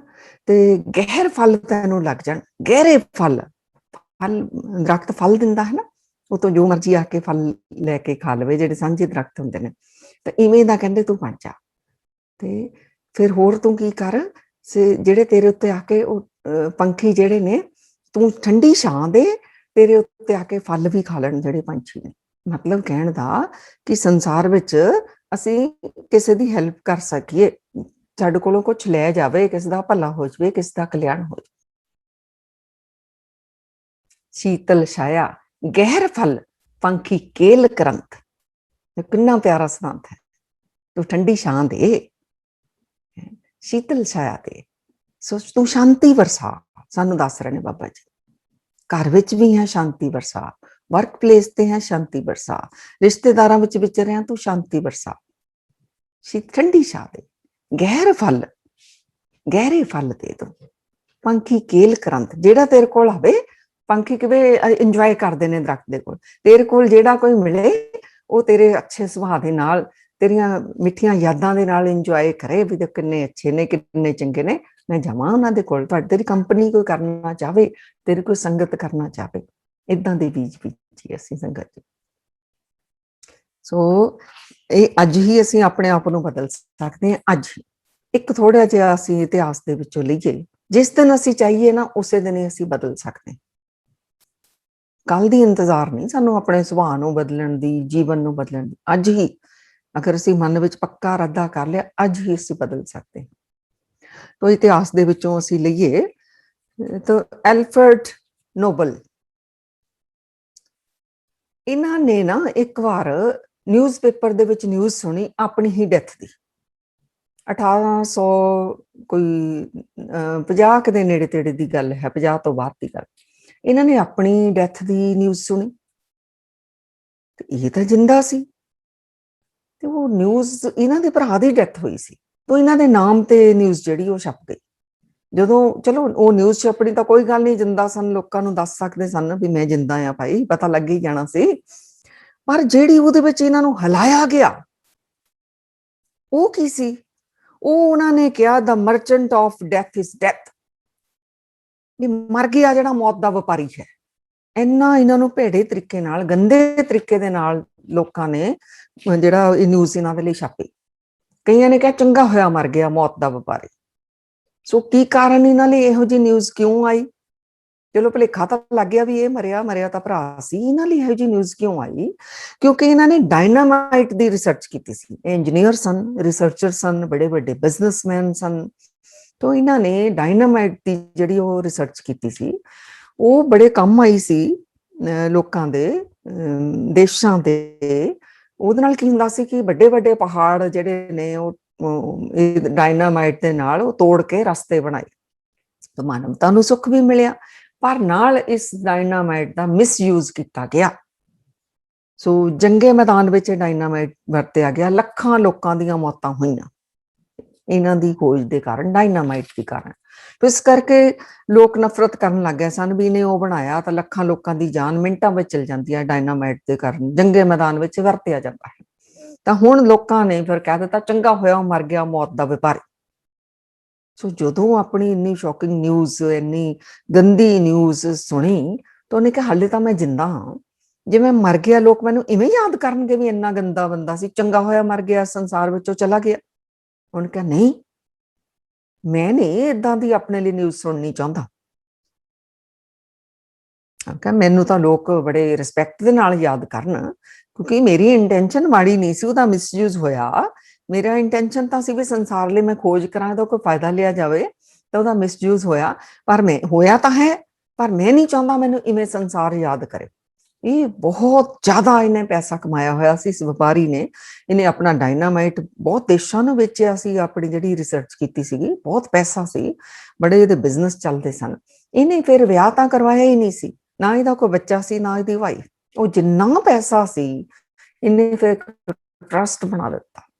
ਐਲਫਰਡ ਨੋਬਲ ਨੇ ਟਰਸਟ ਬਣਾ ਕੇ ਇਹਨੇ ਕਿਹਾ ਵੀ ਮੇਰੀ ਡੈਥ ਤੋਂ ਬਾਅਦ ਜਿਹੜਾ ਵੀ ਕੋਈ ਨੋਬਲ ਕੰਮ ਕਰੇ, ਕੋਈ ਵੀ ਅੱਛਾ ਕੰਮ ਕਰੇ, ਸ਼ਾਂਤੀ ਦੇ ਉੱਤੇ ਕਰੇ, ਪੀਸ ਦੇ ਲਈ ਕਰੇ, ਹਿਊਮੈਨਿਟੀ ਦੇ ਲਈ ਕਰੇ ਨਾ, ਕੋਈ ਰਿਸਰਚ ਕਰੇ, ਕੋਈ ਲਿਟਰੇਚਰ ਦੇ ਉੱਤੇ ਕੰਮ ਕਰੇ, ਕੋਈ ਵੀ ਅੱਛਾ ਕੰਮ ਕਰੇ, ਤਾਂ ਮੇਰੇ ਨਾਮ ਦੇ ਉੱਤੇ, ਇਹ ਮੇਰੇ ਹੀ ਪੈਸੇ ਦਾ ਜਿਹੜਾ ਮੈਂ ਟਰਸਟ ਬਣਾ ਚੱਲਿਆ, ਮੇਰੇ ਨਾਮ ਦੇ ਉੱਤੇ ਉਹਨਾਂ ਨੂੰ ਨੋਬਲ ਪ੍ਰਾਈਜ਼ ਜਿਹੜਾ ਉਹ ਦਿੱਤਾ ਜਾਵੇ। ਸੰਗਤ ਜੀ, ਉਸ ਉਦੋਂ ਤੋਂ ਲੈ ਕੇ ਅੱਜ ਤੱਕ ਜਿਹੜਾ ਨੋਬਲ ਪ੍ਰਾਈਜ਼ ਦਿੱਤਾ ਜਾ ਰਿਹਾ ਹੈ, ਉਹ ਇਹਨਾਂ ਦੇ ਹੀ ਜਿਹੜਾ ਪੈਸਾ ਜੋੜਿਆ ਹੋਇਆ ਸੀ, ਉਹ ਜਿਹੜੇ ਅੱਛੇ ਕੰਮ ਕਰਦੇ ਨੇ ਉਹਨਾਂ ਨੂੰ ਹੀ ਦਿੱਤਾ ਜਾ ਰਿਹਾ ਹੈ। ਸੋ ਹੁਣ ਇਹਨਾਂ ਦੇ ਬੜਾ ਰਿਸਪੈਕਟ ਦੇ ਨਾਲ ਯਾਦ ਕੀਤਾ ਜਾਂਦਾ। ਦੇਖੋ ਕਿੰਨਾ ਵਧੀਆ ਕੰਮ ਕਰ ਗਿਆ, ਆਪਣਾ ਸਾਰਾ ਪੈਸਾ ਉਹਨਾਂ ਲਈ ਡੋਨੇਟ ਕਰ ਗਿਆ ਜਿਹੜੇ ਚੰਗੇ ਕੰਮ ਕਰਦੇ ਨੇ, ਤਾਂ ਕਿ ਉਹਨਾਂ ਨੂੰ ਐਪਰੀਸ਼ੀਏਟ ਕੀਤਾ ਜਾਵੇ। ਸੋ ਇਹ ਹੋ ਗਿਆ ਨਾ ਦ ਲਾਅ ਆਫ ਕ੍ਰੀਏਸ਼ਨ। ਸੋ ਉਹਨੇ ਆਪਣੇ ਜੀਵਨ ਦਾ ਫਿਰ ਵਧੀਆ ਨਿਰਮਾਣ ਕਰ ਲਿਆ, ਅਸੀਂ ਕਿਉਂ ਨਹੀਂ ਕਰ ਸਕਦੇ? ਸਾਨੂੰ ਵੀ ਤਾਂ ਕਿੰਨੇ ਜਾਣੇ ਕਹਿੰਦੇ ਨਹੀਂ ਦੀਆਂ ਕਿੰਨੀਆਂ ਗੰਦੀਆਂ ਆਦਤਾਂ, ਘਰ ਦੇ ਵੀ ਕਹਿ ਦਿੰਦੇ ਨੇ, ਰਿਸ਼ਤੇਦਾਰ ਵੀ ਕਹਿ ਦਿੰਦੇ ਨੇ, ਵਰਕ ਪਲੇਸ ਤੇ ਵੀ ਕਹਿ ਦਿੰਦੇ ਨੇ। ਅਸੀਂ ਚਾਹੁੰਦੇ ਹਾਂ ਅਸੀਂ ਮਰ ਜਾਈਏ ਤਾਂ ਇਹ ਕਹਿਣ ਚੰਗਾ ਹੋਇਆ ਮਰ ਗਿਆ, ਚੰਗਾ ਹੋਇਆ ਮਰ ਗਏ। ਬੋਲੋ ਜੀ, ਹੁਣ ਮੁਸਕਰਾ ਰਹੇ ਹੋ ਤੁਸੀਂ। ਅਸੀਂ ਵੀ ਚਾਹੁੰਦੇ ਹਾਂ ਨਾ ਵੀ ਭਾਈ ਰੱਬ ਦੇ ਬੱਚੇ ਆਏ ਇਸ ਸੰਸਾਰ ਵਿੱਚ, ਸਾਨੂੰ ਪ੍ਰੇਮ ਨਾਲ ਯਾਦ ਕੀਤਾ ਜਾਵੇ। ਗਲਤ ਉਹ ਤਾਂ ਹੀ ਕਰਾਂਗੇ ਜੇ ਪ੍ਰੇਮ ਵੰਡਾਂਗੇ, ਤਾਂ ਹੀ ਸਾਨੂੰ ਪ੍ਰੇਮ ਨਾਲ ਯਾਦ ਕੀਤਾ ਜਾਵੇ। ਕਿਸੇ ਨੂੰ ਸੁੱਖ ਦਿੱਤਾ ਹੋਏਗਾ ਤਾਂ ਸਾਨੂੰ ਸਾਡੀਆਂ ਸੁਖਦਾਈ ਯਾਦਾਂ ਰਹਿ ਜਾਣਗੀਆਂ ਇੱਥੇ ਸੰਸਾਰ ਵਿੱਚ। ਅਗਰ ਅਸੀਂ ਕੰਢੇ ਬੀਜ ਰਹੇ ਹਾਂ ਤਾਂ ਕਹਿਣਾ ਚੰਗਾ ਹੋਇਆ ਕੰਢੇ ਬੀਜਣ ਵਾਲਾ ਚਲਾ ਗਿਆ ਜਾਂ ਚਲੀ ਗਈ। ਸੋ ਇਹ ਸਿਧਾਂਤ ਬੜਾ ਮੈਨੂੰ ਪਿਆਰਾ ਲੱਗਦਾ ਹੈ ਸਿਧਾਂਤ, ਵੀ ਅਸੀਂ ਬਦਲ ਸਕਦੇ ਹਾਂ। ਇਹ ਨਹੀਂ ਵੀ ਅਸੀਂ ਜੋ ਕਰ ਰਹੇ ਹਾਂ ਉਹੀ ਕਰੀ ਜਾਣਾ, ਅੱਜ ਹੀ ਅਸੀਂ ਆਪਣੇ ਆਪ ਨੂੰ ਬਦਲ ਸਕਦੇ ਹਾਂ। ਤਾਂ ਸਾਰੇ ਜਾਣੇ ਅਸੀਂ ਆਪਣੇ ਆਪ ਦੇ ਨਾਲ ਕਮਿਟਮੈਂਟ ਕਰਾਂਗੇ, ਅਸੀਂ ਬਦਲਾਂਗੇ ਆਪਣੇ ਆਪ ਨੂੰ, ਆਪਣੀ ਸੋਚ ਬਦਲਾਂਗੇ, ਆਪਣੇ ਸ਼ਬਦਾਂ ਨੂੰ ਬਦਲਾਂਗੇ ਔਰ ਆਪਣੇ ਐਕਸ਼ਨਸ ਨੂੰ ਬਦਲਾਂਗੇ। ਇੰਟੈਂਸ਼ਨ ਤਾਂ ਹਮੇਸ਼ਾ ਹੀ ਭਲੇ ਦੀ ਹੀ ਰੱਖਣੀ ਹੈ। ਕੋਈ ਸਾਡਾ ਬੁਰਾ ਵੀ ਕਰ ਦੇਵੇ, ਸਾਡੇ ਅੰਦਰ ਉਹਦੇ ਲਈ ਬੁਰਾ ਭਾਵ ਆਣਾ ਹੀ ਨਹੀਂ ਚਾਹੀਦਾ। ਬੁਰਾ ਕਿਸੇ ਦਾ ਮਨ ਵਿੱਚ ਰੱਖਣਾ ਹੀ ਨਹੀਂ। ਪਰ ਕਾ ਬੁਰਾ ਨਾ ਰੱਖੋ ਚੀਤ, ਤੁਮਕੋ ਦੁੱਖ ਨਹੀਂ ਭਾਈ ਮੀਤ। ਗੁਰੂ ਮਹਾਰਾਜ ਕਹਿੰਦੇ ਨੇ ਤੁਸੀਂ ਮਨ ਵਿੱਚ ਕਿਸੇ ਦਾ ਬੁਰਾ ਰੱਖੋ ਹੀ ਨਾ, ਤੁਹਾਨੂੰ ਦੁੱਖ ਹੀ ਨਹੀਂ ਲੱਗਣਗੇ। ਜੇ ਕੋਈ ਤੁਹਾਡਾ ਬੁਰਾ ਵੀ ਕਰ ਦਿੰਦਾ, ਫਿਰ ਵੀ ਸ਼੍ਰੀ ਗੁਰੂ ਗ੍ਰੰਥ ਸਾਹਿਬ ਜੀ ਕਹਿੰਦੇ ਨੇ ਫਰੀਦਾ ਬੁਰੇ ਦਾ ਭਲਾ ਕਰ, ਗੁੱਸਾ ਮਨ ਨਾ ਹੰਡਾਏ, ਦੇਹੀ ਰੋਗ ਨਾ ਲੱਗੀ, ਪੱਲੇ ਸਭ ਕੁਛ ਪਾਏ। ਕੋਈ ਬੁਰਾ ਵੀ ਤੇਰਾ ਕਰ ਰਿਹਾ ਨਾ, ਤੂੰ ਉਹਦਾ ਭਲਾ ਕਰ, ਕਿਉਂਕਿ ਤੂੰ ਭਲਾ ਕਰ ਰਿਹਾ, ਤੈਨੂੰ ਤਾਂ ਭਲੇ ਦਾ ਹੀ ਫਲ ਮਿਲਣਾ ਹੈ। ਔਰ ਇਹ ਵੀ ਨਾ ਚਾਹ ਜਿਹੜਾ ਬੁਰਾ ਕਰ ਰਿਹਾ ਉਹਨੂੰ ਬੁਰਾ ਫਲ ਮਿਲੇ। ਤੂੰ ਇੱਥੋਂ ਤੱਕ ਉਹਦਾ ਭਲਾ ਮੰਗ ਵੀ ਇਹਦੀ ਵੀ ਸੁਰਤੀ ਉੱਚੀ ਉੱਠ ਜਾਵੇ, ਇਹਦੇ ਵੀ ਕਰਮ ਸ਼ੁੱਧ ਹੋ ਜਾਣ, ਇਹ ਵੀ ਸੱਚ ਦੇ ਮਾਰਗ ਦੇ ਉੱਤੇ ਚੱਲੇ। ਫਿਰ ਹੈ ਸਰਬੱਤ ਦਾ ਭਲੇ ਵਿੱਚ ਅਸੀਂ ਵਿਚਰ ਰਹੇ ਹਾਂ। ਉਹਦੇ ਲਈ ਇਹੋ ਜਿਹੀ ਸੋਚ ਅਸੀਂ ਰੱਖਣੀ ਆ। ਹੁਣ ਸਾਰਿਆਂ ਦੇ ਲਈ ਕਿਸੇ ਨਾ ਕਿਸੇ ਨੇ ਜੀਵਨ ਦੇ ਵਿੱਚ ਕੁਛ ਨਾ ਕੁਛ ਹੁੰਦਾ ਹੈ ਨਾ। ਸੋ ਨਹੀਂ, ਉਹਦਾ ਭਲਾ ਮੰਗੋ, ਦਿਲੋਂ ਬੋਲ ਕੇ ਮੰਗੋ, ਦਿਲੋਂ ਮੰਗੋ, ਤੁਹਾਡਾ ਭਲਾ ਹੋ ਕੇ ਹੀ ਰਹੇਗਾ। ਤੁਸੀਂ ਭਲੇ ਬੀਜ ਰਹੇ ਹੋ, ਹੈ ਨਾ, ਸੋ ਭਲਾ ਹੀ ਹੋਵੇਗਾ। ਜਿਹੜਾ ਭਲਾ ਸੋਚਦਾ ਹੈ, ਭਲਾ ਕਰਦਾ ਹੈ, ਭਲਾਈ ਦੇ ਸ਼ਬਦਾਂ ਦਾ ਇਸਤੇਮਾਲ ਕਰਦਾ ਹੈ ਕਿਸੇ ਦੂਸਰੇ ਦੇ ਲਈ ਵੀ, ਉਹਦਾ ਆਪਣਾ ਕਿਉਂ ਨਹੀਂ ਭਲਾ ਹੋਵੇਗਾ? ਕਿਉਂਕਿ ਬੀਜ ਭਲਾਈ ਦੇ ਰਿਹਾ ਹੈ, ਉਹਦਾ ਭਲਾ ਹੀ ਹੋਵੇਗਾ। ਸੋ ਜਿਹੜਾ ਸਾਡੇ ਹੁਣ ਮਨ ਵਿੱਚ ਇਹ ਚੱਲ ਰਿਹਾ ਹੈ ਨਾ, ਪਤਾ ਨਹੀਂ ਪਿਛਲੇ ਜਨਮ ਹੁੰਦੇ ਹੈ ਕਿ ਨਹੀਂ, ਪਤਾ ਨਹੀਂ ਅਗਲੇ ਜਨਮ ਹੋਣਗੇ ਕਿ ਨਹੀਂ, ਇਹ ਵੀ ਅਸੀਂ ਇਹਦੇ ਤੇ ਵੀ ਰਿਸਰਚਸ ਹੋ ਚੁੱਕੀਆਂ ਨੇ। ਕਿਹੜੀਆਂ ਯੂਨੀਵਰਸਿਟੀਜ਼ ਨੇ ਕੀਤੀਆਂ? UBC, British university, Stanford university of California, UK, ਤੁਹਾਡੀ ਆਸਟ੍ਰੇਲੀਆ ਦੀ ਯੂਨੀਵਰਸਿਟੀ ਨੇ ਵੀ, ਈਰਾਨ ਦੀ ਨੇ ਵੀ, ਚਾਈਨਾ ਦੀ ਵੀ, ਕਿੰਨੀਆਂ ਯੂਨੀਵਰਸਿਟੀਜ਼ ਨੇ ਇਸ ਦੇ ਉੱਤੇ ਰਿਸਰਚਸ ਕੀਤੀਆਂ ਨੇ। ਸੋ ਇੱਥੇ ਦੀ ਅਗਰ ਕੈਨੇਡਾ ਦੀ ਗੱਲ ਕਰ ਲਈਏ, ਜਿਹੜੀ UBC ਯੂਨੀਵਰਸਿਟੀ ਨੇ ਰਿਸਰਚ ਕੀਤੀ ਹੈ, ਇਹਨੇ ਪਿਛਲੇ 10 ਸਾਲ ਰਿਸਰਚ ਕੀਤੀ ਹੈ 5000 ਕੇਸਿਸ ਦੇ ਉੱਤੇ। 5000 ਕੇਸ ਲੈ ਕੇ 10 ਸਾਲ ਲਗਾਤਾਰ ਰਿਸਰਚ ਕਰਕੇ ਫਿਰ ਰਿਜ਼ਲਟਸ ਦਿੱਤੇ ਨੇ। ਇਹ ਜਿਹੜੇ ਕਰਮਾਂ ਦੇ ਫਲ ਜਿਹੜੇ ਹੁੰਦੇ ਹੈ ਕਿ ਨਹੀਂ, ਜਾਂ ਪਾਸਟ ਜਨਮ ਹੁੰਦੇ ਨੇ ਕਿ ਨਹੀਂ, ਅੱਗੇ ਉਹ ਵੀ ਹੋਣਗੇ ਕਿ ਨਹੀਂ, ਇਹਦੇ ਉੱਤੇ ਇਹਨਾਂ ਨੇ ਰਿਸਰਚ ਕੀਤੀ ਹੈ। ਕਿਹਨਾਂ ਲੋਕਾਂ ਤੇ ਕੀਤੀ ਜਿਹੜੇ 5000 ਕੇਸ ਲਏ? ਇਹ ਪਿੰਡਾਂ ਦੇ ਵੀ ਲਏ ਗਏ, ਸ਼ਹਿਰਾਂ ਦੇ ਵੀ ਲਏ ਗਏ, ਜਿਹੜੇ ਬਹੁਤ ਅਮੀਰ ਲੋਕ ਸੀ ਉਹਨਾਂ ਨੂੰ ਵੀ ਲਿਆ ਗਿਆ, ਜਿਹੜੇ ਬਹੁਤ ਗਰੀਬ ਸੀ, ਮਿਡਲ ਕਲਾਸ ਦੇ ਸੀ, ਉਹਨਾਂ ਨੂੰ ਲਿਆ ਗਿਆ, ਜਿਹੜੇ ਰੋਗੀ ਸਨ, ਜਿਹੜੇ ਤੰਦਰੁਸਤ ਸਨ, ਜਿਹੜੇ ਆਦੀਵਾਸੀ ਸਨ, ਜਿਹੜੇ ਕਬੀਲਿਆਂ ਵਿੱਚ ਸਨ, ਜਿਹੜੇ ਬਹੁਤ ਹੀ ਜ਼ਿਆਦਾ ਜਿਨ੍ਹਾਂ ਕੋਲ ਪੈਸੇ ਦਾ ਅੰਤ ਕੋਈ ਨਹੀਂ ਸੀ, ਉਹਨਾਂ ਸਭ ਦੇ ਉੱਤੇ ਲੈ ਕੇ ਇਹਨਾਂ ਨੇ ਰਿਸਰਚਸ ਕੀਤੀਆਂ। 5000 ਕੇਸਿਸ ਦੇ ਉੱਤੇ ਰਿਸਰਚਸ ਹੋਈਆਂ ਲਗਾਤਾਰ 10 ਸਾਲ। ਫਿਰ ਉਹ ਕੀ ਕਰਦੇ ਨੇ? ਪਾਸਟ ਲਾਈਫ ਦੇ ਵਿੱਚ ਲੈ ਜਾਂਦੇ ਨੇ। ਇਹੋ ਜਿਹੇ ਅੱਜ ਤਾਂ ਸਾਇੰਸ ਕੋਲ ਬਹੁਤ ਟੈਕਨੋਲੋਜੀ ਹੈ, ਤੁਹਾਨੂੰ ਹਰ ਇੱਕ ਨੂੰ ਲਿਜਾਇਆ ਜਾ ਸਕਦਾ ਹੈ, ਜਨਮ ਫਰੋਲੇ ਜਾ ਸਕਦੇ ਨੇ ਅੰਦਰ। ਸਾਡੇ ਜਿਹੜਾ ਅੰਤਰ ਮਨ ਹੈ ਨਾ, ਇੱਥੇ ਸਾਡਾ ਸਾਰਾ ਹੀ ਛੁਪਿਆ ਪਿਆ ਹੈ, ਜਨਮਾਂ ਦੀ ਖੇਡ। ਤਾਂ ਉਹਨੂੰ ਉਹ ਖੋਲਦੇ ਨੇ, ਉੱਥੇ ਲੈ ਜਾਂਦੇ ਨੇ। ਤਾਂ ਉਹਨਾਂ ਦੀ ਰਿਸਰਚ ਕੀ ਕਹਿ ਰਹੀ ਹੈ? ਉਹਨਾਂ ਨੇ ਤਾਂ ਪੂਰੇ ਬਕਾਇਦਾ ਰਿਸਰਚ ਕਰਕੇ ਕੇਸ ਵੀ ਦੱਸਿਆ ਵੀ ਕੀ ਕੇਸ ਸੀ, ਉਹਦਾ ਕੀ ਕਾਰਨ ਸੀ। ਜਿਵੇਂ ਇੱਕ ਜਿਹੜੀ ਭਰਜਾਈ ਸੀ, ਉਹਦਾ ਕੇਸ ਇਹ ਸੀ ਕਿ ਮੇਰੀ ਨਨਾਣ ਮੈਨੂੰ ਬਹੁਤ ਤੰਗ ਕਰਦੀ ਹੈ, ਮੈਂ ਤਾਂ ਉਹਨਾਂ ਹਮੇਸ਼ਾ ਹੀ ਚੰਗਾ ਵਰਤਾਵ ਕਰ ਰਹੀ ਹਾਂ, ਉਹ ਕਿਉਂ ਮੈਨੂੰ ਤੰਗ ਕਰੀ ਜਾ ਰਹੀ ਹੈ? ਮੈਂ ਚਾਹੁੰਦੀ ਵੀ ਸਾਡਾ ਰਿਲੇਸ਼ਨ ਅੱਛਾ ਹੋ ਜਾਵੇ, ਪਰ ਉਹ ਮੈਨੂੰ ਇੰਨਾ ਟੌਰਚਰ, ਇੰਨਾ ਤੰਗ ਕਰ ਰਹੀ ਹੈ। ਇਸ ਤਰ੍ਹਾਂ ਦੇ ਕੇਸਿਸ, ਜਿਹੜਾ ਤੁਸੀਂ ਠੀਕ ਕਰ ਰਹੇ ਹੋ ਫਿਰ ਵੀ ਤੁਹਾਡੇ ਨਾਲ ਬੁਰਾ ਹੋਈ ਜਾ ਰਿਹਾ ਹੈ, ਇਸ ਟਾਈਪ ਦੇ। ਜਾਂ ਮੈਨੂੰ ਰੋਗ ਕਿਉਂ ਨਹੀਂ ਪਿੱਛਾ ਛੱਡ ਰਿਹਾ, ਮੈਂ ਐਕਸਰਸਾਈਜ਼ਸ ਵੀ ਕਰ ਰਿਹਾ, ਮੈਂ ਸਾਰਾ ਕੁਛ ਆ, ਇਹ ਕੀ ਕਾਰਨ ਹੈ? ਸੋ ਬਿਨਾਂ ਕਾਰਨ ਮੇਰੇ ਜੀਵਨ ਦੇ ਵਿੱਚ ਜਿਹੜੀਆਂ ਇਦਾਂ ਦੀਆਂ ਘਟਨਾਵਾਂ ਕਿਉਂ ਵਾਪਰ ਰਹੀਆਂ ਨੇ? ਸੋ ਜਿਹੜਾ ਜਿਹਨੂੰ ਪੈਸਾ ਮਿੱਟੀ ਨੂੰ ਵੀ ਹੱਥ ਲਾਉਂਦਾ ਸੋਨਾ ਕਿਉਂ ਬਣੀ ਜਾ ਰਿਹਾ ਹੈ? ਇਦਾਂ ਦੀਆਂ ਅਲੱਗ-ਅਲੱਗ ਕੇਸਿਸ ਲੈ ਕੇ 5000 ਕੇਸਿਸ ਦੇ ਉੱਤੇ ਸਟੱਡੀ ਕੀਤੀ ਗਈ। ਸੋ ਜਦੋਂ ਨਨਾਣ ਭਰਜਾਈ ਵਾਲੇ ਕੇਸ ਵਿੱਚ ਭਰਜਾਈ ਨੂੰ ਲੈ ਕੇ ਗਏ ਪਾਸਟ ਜਨਮਾਂ ਦੇ ਵਿੱਚ, ਤਾਂ ਫਿਰ ਜਦੋਂ ਉਹਨੂੰ ਵਾਪਸ ਬਾਹਰ ਲੈ ਕੇ ਆਏ ਸੁਰਤੀ ਵਿੱਚ, ਤਾਂ ਉਹਨੇ ਕਿਹਾ ਵੀ ਮੈਂ ਹੀ ਗਲਤ ਸੀ ਇੱਕ ਜਨਮ ਵਿੱਚ, ਮੈਂ ਉਹਨੂੰ ਇੰਨਾ ਜ਼ਿਆਦਾ ਤੰਗ ਕੀਤਾ ਹੋਇਆ, ਇੰਨਾ ਜ਼ਿਆਦਾ ਤੰਗ ਕੀਤਾ ਹੋਇਆ, ਉਹ ਤਾਂ ਸਿਰਫ ਆਪਣੀ ਫਾਈਲ ਹੀ ਕਲੀਅਰ ਕਰ ਰਹੀ ਹੈ, ਜਿਹੜੇ ਮੈਂ ਕਰਮ ਬੀਜੇ ਨੇ, ਸੋ ਉਹ ਉਹਦਾ ਹਿਸਾਬ ਪੂਰਾ ਕਰ ਰਹੀ ਹੈ। ਸੋ ਉੱਥੇ ਫਿਰ ਉਹਦੇ ਮਨ ਦੇ ਵਿੱਚ ਹੋ ਗਿਆ ਵੀ ਮੇਰੀ ਹੀ ਗਲਤੀ ਸੀ, ਇਸ ਕਾਰਨ ਮੈਂ ਹੀ ਕੰਡੇ ਬੀਜੇ ਸਨ, ਸੋ ਮੈਂ ਹੀ ਉਹ ਜਿਹੜੇ ਆ ਕੰਡੇ ਅੱਜ ਜਿਹੜੇ ਹੈ ਭੋਗ ਰਹੀ ਹਾਂ। ਤੋ ਇਸ ਤਰ੍ਹਾਂ ਦੇ ਕੇਸਿਸ, ਹੁਣ ਜਿਹੜਾ ਫਾਈਨਲੀ ਇਹਨਾਂ ਨੇ ਰਿਜ਼ਲਟ ਕੱਢ ਕੇ ਦੇ ਦਿੱਤਾ, ਉਹਨਾਂ ਨੇ ਕਿਹਾ ਵੀ ਜਿਹੜੀ ਸਾਡੀ ਜੀਵ ਆਤਮਾ ਹੈ, ਬੋਡੀ ਦੇ ਵਿੱਚ ਜਿਹੜੀ ਆਉਂਦੀ ਹੈ, ਸੋਲ ਕਹਿ ਲਓ, ਰੂਹ ਕਹਿ ਲਓ, ਜਿੰਦ ਕਹਿ ਲਓ, ਜੀਵ ਕਹਿ ਲਓ, ਜਿਹੜੀ ਜੀਵ ਆਤਮਾ ਹੈ, ਇਹ ਸੰਸਕਾਰ ਕੈਰੀ ਫਾਰਵਰਡ ਕਰਕੇ ਲੈ ਕੇ ਜਾਂਦੀ ਹੈ, ਲੈ ਕੇ ਆਈ ਵੀ ਹੈ। ਪਿਛਲੇ ਜਨਮਾਂ ਤੋਂ ਕੈਰੀ ਫਾਰਵਰਡ ਕਰਕੇ ਲੈ ਕੇ ਆਏ ਹਾਂ। ਹੁਣ ਅਸੀਂ ਜੋ ਇੱਥੇ ਐਕਸਪੀਰੀਅੰਸ ਕਰਨਾ ਹੈ, ਜੋ ਆਪਣੇ ਅੰਦਰ ਅਸੀਂ ਪਾਈ ਜਾਣਾ ਹੈ, ਜਿਹੋ ਜਿਹਾ ਸਾਡਾ ਸੁਭਾਅ, ਸਾਡੀਆਂ ਸੰਸਕਾਰ, ਸਾਡੀਆਂ ਆਦਤਾਂ ਬਣੀ ਜਾਣੀਆਂ ਨੇ, ਇਸ ਨੂੰ ਅਸੀਂ ਕੈਰੀ ਫਾਰਵਰਡ ਕਰਕੇ ਅਗਲੇ ਜਨਮ ਵਿੱਚ ਵੀ ਲੈ ਜਾਣਾ ਹੈ। ਸੋ ਫਿਰ ਅਸੀਂ ਸੰਗਤ ਜੀ ਕਿੱਦਾਂ ਦਾ ਲੈ ਕੇ ਜਾਣਾ ਚਾਹੁੰਦੇ ਹਾਂ ਅੱਗੇ, ਕੈਰੀ ਫਾਰਵਰਡ ਕੀ ਕਰਨਾ ਚਾਹੁੰਦੇ ਹਾਂ? ਇਹ ਬਸ ਫਿਰ ਇਹ ਅਸੀਂ ਧਿਆਨ ਰੱਖਣਾ, ਇਹੀ ਪਰਪਸ ਆ ਸਾਡਾ ਇਹ ਵਿਚਾਰਾਂ ਕਰਨ ਦਾ, ਕਿ ਆਪਣੀ ਜਿਹੜੀ ਨਿਰਮਾਣ ਹੈ, ਆਪਣੀ ਕ੍ਰੀਏਸ਼ਨ ਜਿਹੜੀ ਹੈ, ਆਪਣੇ ਲਈ ਅਸੀਂ ਖੁਦ ਹੀ ਕਰ ਰਹੇ ਹਾਂ ਆਪਣੇ ਆਪ ਨੂੰ ਕ੍ਰੀਏਟ। ਸੋ ਅਸੀਂ ਵਧੀਆ ਆਪਣੀ ਕ੍ਰੀਏਸ਼ਨ ਕਰੀਏ, ਗੁਰਬਾਣੀ ਮੁਤਾਬਕ ਕਰੀਏ। ਸੋ ਫਲ ਦੀ ਇੱਛਾ ਵੀ ਨਹੀਂ ਰੱਖਣੀ ਅਸੀਂ, ਬਸ ਅੱਜ ਚੰਗਾ ਬੀਜਣਾ ਹੈ, ਇਹੀ ਅਸੀਂ ਕਰਨਾ। ਖੁਦ ਵੀ ਕ੍ਰੈਡਿਟ ਲੈਣ ਲਈ ਨਹੀਂ ਵੀ ਮੈਂ ਚੰਗਾ ਬੀਜਾਂ ਮੈਨੂੰ ਚੰਗਾ ਮਿਲੇਗਾ, ਉਹ ਚੰਗਾ ਰੱਬ ਦਾ ਸੁਭਾਅ ਹੈ, ਤਾਂ ਅਸੀਂ ਉਹਦੇ ਬੱਚੇ ਹਾਂ, ਬਸ ਇੱਥੋਂ ਤੱਕ ਹੀ। ਅਗਰ ਫਲ ਦੀ ਇੱਛਾ ਰੱਖਦੇ ਫਿਰ ਅਸੀਂ ਵੱਜ ਗਏ, ਫਿਰ ਸੁੱਖ ਭੋਗਣਾ ਚਾਹਾਂਗੇ। ਉਹ ਵੀ ਨਹੀਂ ਕੋਈ, ਜਿਹੜਾ ਗੁਰਬਾਣੀ ਦਾ ਸਿਧਾਂਤ ਹੈ, ਕਾਹੂ ਫਲ ਕੀ ਇੱਛਾ ਨਹੀਂ ਬਾਛੇ, ਕੇਵਲ ਭਗਤ ਕੀਰਤਨ ਸੰਗ ਰਾਚੇ। ਚੰਗੇ ਕੰਮ ਕਰਕੇ ਉਹਦੀ ਫਲ ਦੀ ਇੱਛਾ ਵੀ ਰੱਖਣੀ ਮੈਲ ਹੈ। ਚੰਗਾ ਤਾਂ ਇਸ ਕਾਰਨ ਬੀਜਣਾ ਸੀ, ਰੱਬ ਦੇ ਬੱਚੇ ਸਾਨੂੰ ਚੰਗਾ ਹੀ ਬੀਜਣਾ, ਉਹਦੇ ਪੁੱਤ ਉਹਦੇ ਬੱਚੇ ਕਿਹੋ ਜਿਹੇ ਬੀਜ ਬੀਜਣਗੇ, ਮਾੜੇ ਕਰਮ ਥੋੜੀ ਬੀਜਾਂਗੇ ਬਸ। ਕੋਈ ਫਲ ਦੀ ਇੱਛਾ ਨਹੀਂ ਰੱਖਣੀ, ਉਹ ਬੰਨ ਲਏਗਾ ਸਾਨੂੰ ਫਲ। ਚੰਗਾ ਕਰਨਾ ਸਾਡਾ ਸੁਭਾਅ ਹੈ, ਸਾਡੇ ਜੋ ਵਾਹਿਗੁਰੂ ਜੀ ਦਾ ਸੁਭਾਅ ਹੈ, ਪਰਮਾਤਮਾ ਦਾ ਸੁਭਾਅ ਹੈ, ਉਹੀ ਸਾਡਾ ਸੁਭਾਅ ਹੈ।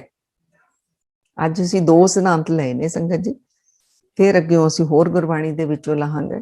ਤਾਂ ਗੁਰਬਾਣੀ ਵਿੱਚ ਬੇਅੰਤ ਪੰਕਤੀਆਂ ਨੇ ਜਿਹੜੀਆਂ ਸਾਨੂੰ ਅਲਰਟ ਕਰ ਰਹੀਆਂ ਨੇ। ਜਦੋਂ ਅਸੀਂ ਅਰਦਾਸ ਕਰਦੇ ਨਾ, ਅਸੀਂ ਕਹਿੰਦੇ ਸਾਡਾ ਕੰਮ ਨਹੀਂ ਬਣਿਆ, ਕਹਿੰਦੇ ਆ ਕਿ ਨਹੀਂ ਅਸੀਂ? ਉਹ ਕਹਿੰਦੇ ਮੈਂ ਅਰਦਾਸ ਕਰਦੀ ਮੇਰਾ ਕੰਮ ਬਣ ਜਾਂਦਾ। ਸੋ ਇੱਕ ਕਹਿੰਦੀ ਮੈਂ ਤਾਂ ਅਰਦਾਸ ਕਰਦੀ ਹਾਂ, ਮੇਰਾ ਕੰਮ ਹੀ ਨਹੀਂ ਬਣਦਾ। ਤਾਂ ਗੁਰੂ ਮਹਾਰਾਜ ਜੀ ਕਹਿੰਦੇ ਨੇ, ਕਿਆ ਮੂੰਹ ਕੀਚੈ, ਕਿਆ ਮੂੰਹ ਲੈ ਕੀਚੈ ਅਰਦਾਸ। ਤੂੰ ਕਿਹੜੇ ਮੂੰਹ ਦੇ ਨਾਲ ਅਰਦਾਸ ਕਰ ਰਹੀ ਹੈ ਜੀਵਾਤਮਾ? ਪਾਪ ਪੁੰਨ ਦੋ ਸਾਥੀ ਪਾਸ, ਦੋਨੇ ਤੇਰੇ ਖੜ ਜਾਂਦੇ ਨੇ ਆ ਕੇ, ਪਾਪ ਤੇ ਪੁੰਨ, ਸਾਡੇ ਕਰਮ ਖੜ ਜਾਂਦੇ ਨੇ ਆ ਕੇ। ਫਿਰ ਅਸੀਂ ਕਹਿੰਦੇ ਅਸੀਂ ਆ ਵੀ ਕਰੀ ਜਾਂਦੇ, ਆ ਵੀ ਕਰੀ ਜਾਂਦੇ, ਸਾਡੀ ਗੱਲ ਨਹੀਂ ਬਣਦੀ। ਬਸ ਹੁਣ ਕਰਨਾ ਹੈ ਸਿਰਫ ਆਪਣੇ ਆਪ ਨੂੰ ਬਦਲਣਾ ਹੈ, ਆਪਣੀ ਸੋਚ, ਆਪਣੇ ਬੋਲ, ਆਪਣੇ ਐਕਸ਼ਨਸ ਔਰ ਇੰਟੈਂਸ਼ਨ ਅੱਗੇ ਭਲੇ ਦੀ ਹੀ ਰੱਖਣੀ ਹੈ ਸਭ ਦੇ ਲਈ। ਇਹ ਅਸੀਂ ਕਰਨਾ ਹੈ ਸੰਗਤ ਜੀ। ਹੋਈਆਂ ਬੇਅੰਤ ਪ੍ਰਕਾਰ ਦੀਆਂ ਭੁੱਲਾਂ ਗਲਤੀਆਂ ਆਪ ਜੀ ਬਖਸ਼ ਦੇਣਾ ਜੀ। ਔਰ ਗੁਰਿੰਦਰ ਕੌਰ ਜੀ ਦਾ, ਸਾਰੀ ਸੰਗਤ ਦਾ ਦਿਲ ਦੀਆਂ ਗਹਿਰਾਈਆਂ ਤੋਂ ਕੋਟਾਨ ਕੋਟਾਨ ਸ਼ੁਕਰਾਨਾ। ਸੰਗਤ ਜੀ ਤੁਹਾਡੀਆਂ ਸਿੱਸਾਂ ਪਿੱਛੇ ਗੁਰੂ ਮਹਾਰਾਜ ਜੀ ਸਾਨੂੰ ਵੀ ਬਾਣੀ ਪੜ੍ਹਾ ਲੈਂਦੇ ਨੇ, ਥੋੜੇ ਜਿਹੇ ਰੱਬੀ ਸਿਧਾਂਤਾਂ ਵਿੱਚ ਸਾਨੂੰ ਵੀ ਲੈ ਜਾਂਦੇ ਨੇ ਵੀ ਆਹ ਵੀ ਦੇਖ ਲਓ, ਹੈ ਨਾ। ਤਾਂ ਮੈਂ ਤਾਂ ਕਹਿੰਦੀ ਹੁੰਦੀ ਹਾਂ ਇਹ ਮੇਰਾ ਹੀ ਕਲਿਆਣ ਹੋ ਰਿਹਾ, ਮੇਰੀ ਹੀ ਸੋਚ, ਮੇਰਾ ਹੀ ਸੁਭਾਅ ਦੇ ਉੱਤੇ ਮਹਾਰਾਜ ਜੀ ਕਹਿੰਦੇ ਨੇ ਮੈਨੂੰ ਤੂੰ ਕੰਮ ਕਰ, ਮੈਨੂੰ ਹੀ ਗਿਆਨ ਦੇ ਰਹੇ ਨੇ। ਤੇ ਰਲ ਮਿਲ ਕੇ ਸਾਨੂੰ ਸਾਰਿਆਂ ਦੇ ਉੱਤੇ ਕਿਰਪਾ ਦ੍ਰਿਸ਼ਟੀ ਵਰਸ ਰਹੀ ਹੈ। ਤੇ ਗੁਰੂ ਮਹਾਰਾਜ ਦੇ ਚਰਨਾਂ ਵਿੱਚ ਅਰਦਾਸ ਬੇਨਤੀ ਹੈ ਕਿ ਸਤਿਗੁਰ ਸੱਚੇ ਪਾਤਸ਼ਾਹ ਜੀ, ਇਹ ਗੁਰਬਾਣੀ ਵਿੱਚੋਂ ਜਿਹੜੇ ਸਾਨੂੰ ਰੱਬੀ ਸਿਧਾਂਤ ਤੁਸੀਂ ਕਾਨੂੰਨ ਸਮਝਾ ਰਹੇ ਹੋ ਕਰਮਾਂ ਦੇ, ਸਾਰੀ ਸੰਗਤ ਨੂੰ ਬਲ ਮਿਲੇ, ਸ਼ਕਤੀ ਮਿਲੇ, ਅਸੀਂ ਤੁਹਾਡੇ ਆਸ਼ੇ ਅਨੁਸਾਰ ਅਸੀਂ ਚੱਲ ਪਾਈਏ। ਭੁੱਲਾਂ ਗਲਤੀਆਂ ਬਖਸ਼ ਦੇਣੀਆਂ ਸੰਗਤ ਜੀ। ਬਹੁਤ ਬਹੁਤ ਸ਼ੁਕਰਾਨਾ ਆਪ ਜੀ ਦਾ, ਬਹੁਤ ਬਹੁਤ ਸ਼ੁਕਰਾਨਾ। ਵਾਹਿਗੁਰੂ ਜੀ ਕਾ ਖਾਲਸਾ, ਵਾਹਿਗੁਰੂ ਜੀ ਕੀ ਫਤਿਹ। ਮਾਤਾ ਜੀ ਵਾਹਿਗੁਰੂ ਜੀ ਕੀ ਫਤਿਹ। ਸਾਰੀ ਹੀ ਸੰਗਤ ਵੱਲੋਂ, ਸਾਰਿਆਂ ਵੱਲੋਂ ਹੀ ਤੁਹਾਡਾ ਵੀ ਕੋਟਾਨ-ਕੋਟ ਸ਼ੁਕਰਾਨਾ। ਤੁਸੀਂ ਸਾਡੇ ਸਾਰਿਆਂ ਵਾਸਤੇ ਸਮਾਂ ਕੱਢਦੇ ਹੋ। ਬਹੁਤ ਸਾਰੀ ਰੂਹਾਂ ਨੂੰ ਜਿਹੜੀ ਉਹ ਠੰਡ ਵੀ ਪੈਂਦੀ ਹੈ, ਤੇ ਬਹੁਤ ਬਹੁਤ ਤੁਹਾਡਾ ਸ਼ੁਕਰ ਹੈ ਮਹਾਰਾਜ ਦਾ। ਇਸ ਤਰ੍ਹਾਂ ਹੀ ਗੁਰੂ ਸਾਹਿਬ ਕਿਰਪਾ ਬਣਾਈ ਰੱਖਣ ਤੇ ਸੇਵਾ ਲਈ ਜਾਣ। ਤੇ ਕੁਝ ਕਮੈਂਟਸ ਆਏ ਨੇ, ਮੈਂ ਰੀਡ ਕਰ ਦਿੰਦੀ ਹਾਂ ਜੀ। ਗੁਰਮੀਤ ਕੌਰ ਜੀ ਤੁਹਾਡਾ ਥੈਂਕਸ ਕਰ ਰਹੇ ਨੇ, ਤੇ ਮਤਲਬ ਸ਼ੀ ਸੇ ਕਿ ਮੈਂ ਫੀਲ ਰੀਅਲੀ ਬਲੈਸਡ। ਤੇ ਹੋਰਾਂ ਦੇ ਵੀ ਬਹੁਤ ਬਹੁਤ ਸ਼ੁਕਰਾਨੇ ਦੇ ਮੈਸੇਜ ਜਿਹੜੇ ਨੇ ਆਏ ਹੋਏ ਨੇ। ਸੰਗਤ ਜੀ ਗੁਰਿੰਦਰ ਕੌਰ ਜੀ, ਤੁਹਾਡਾ ਸਾਰੀ ਸੰਗਤ ਦਾ ਮੈਂ ਦਿਲ ਦੀਆਂ ਗਹਿਰਾਈਆਂ ਤੋਂ ਬਾਰੰਬਾਰ ਕਰ ਰਹੀ ਹਾਂ। ਸੰਗਤ ਜੀ ਜੇ ਕੋਈ ਕੁਐਸਚਨ ਹੈ ਤੇ ਤੁਸੀਂ ਪੁੱਛ ਸਕਦੇ ਹੋ ਜੀ।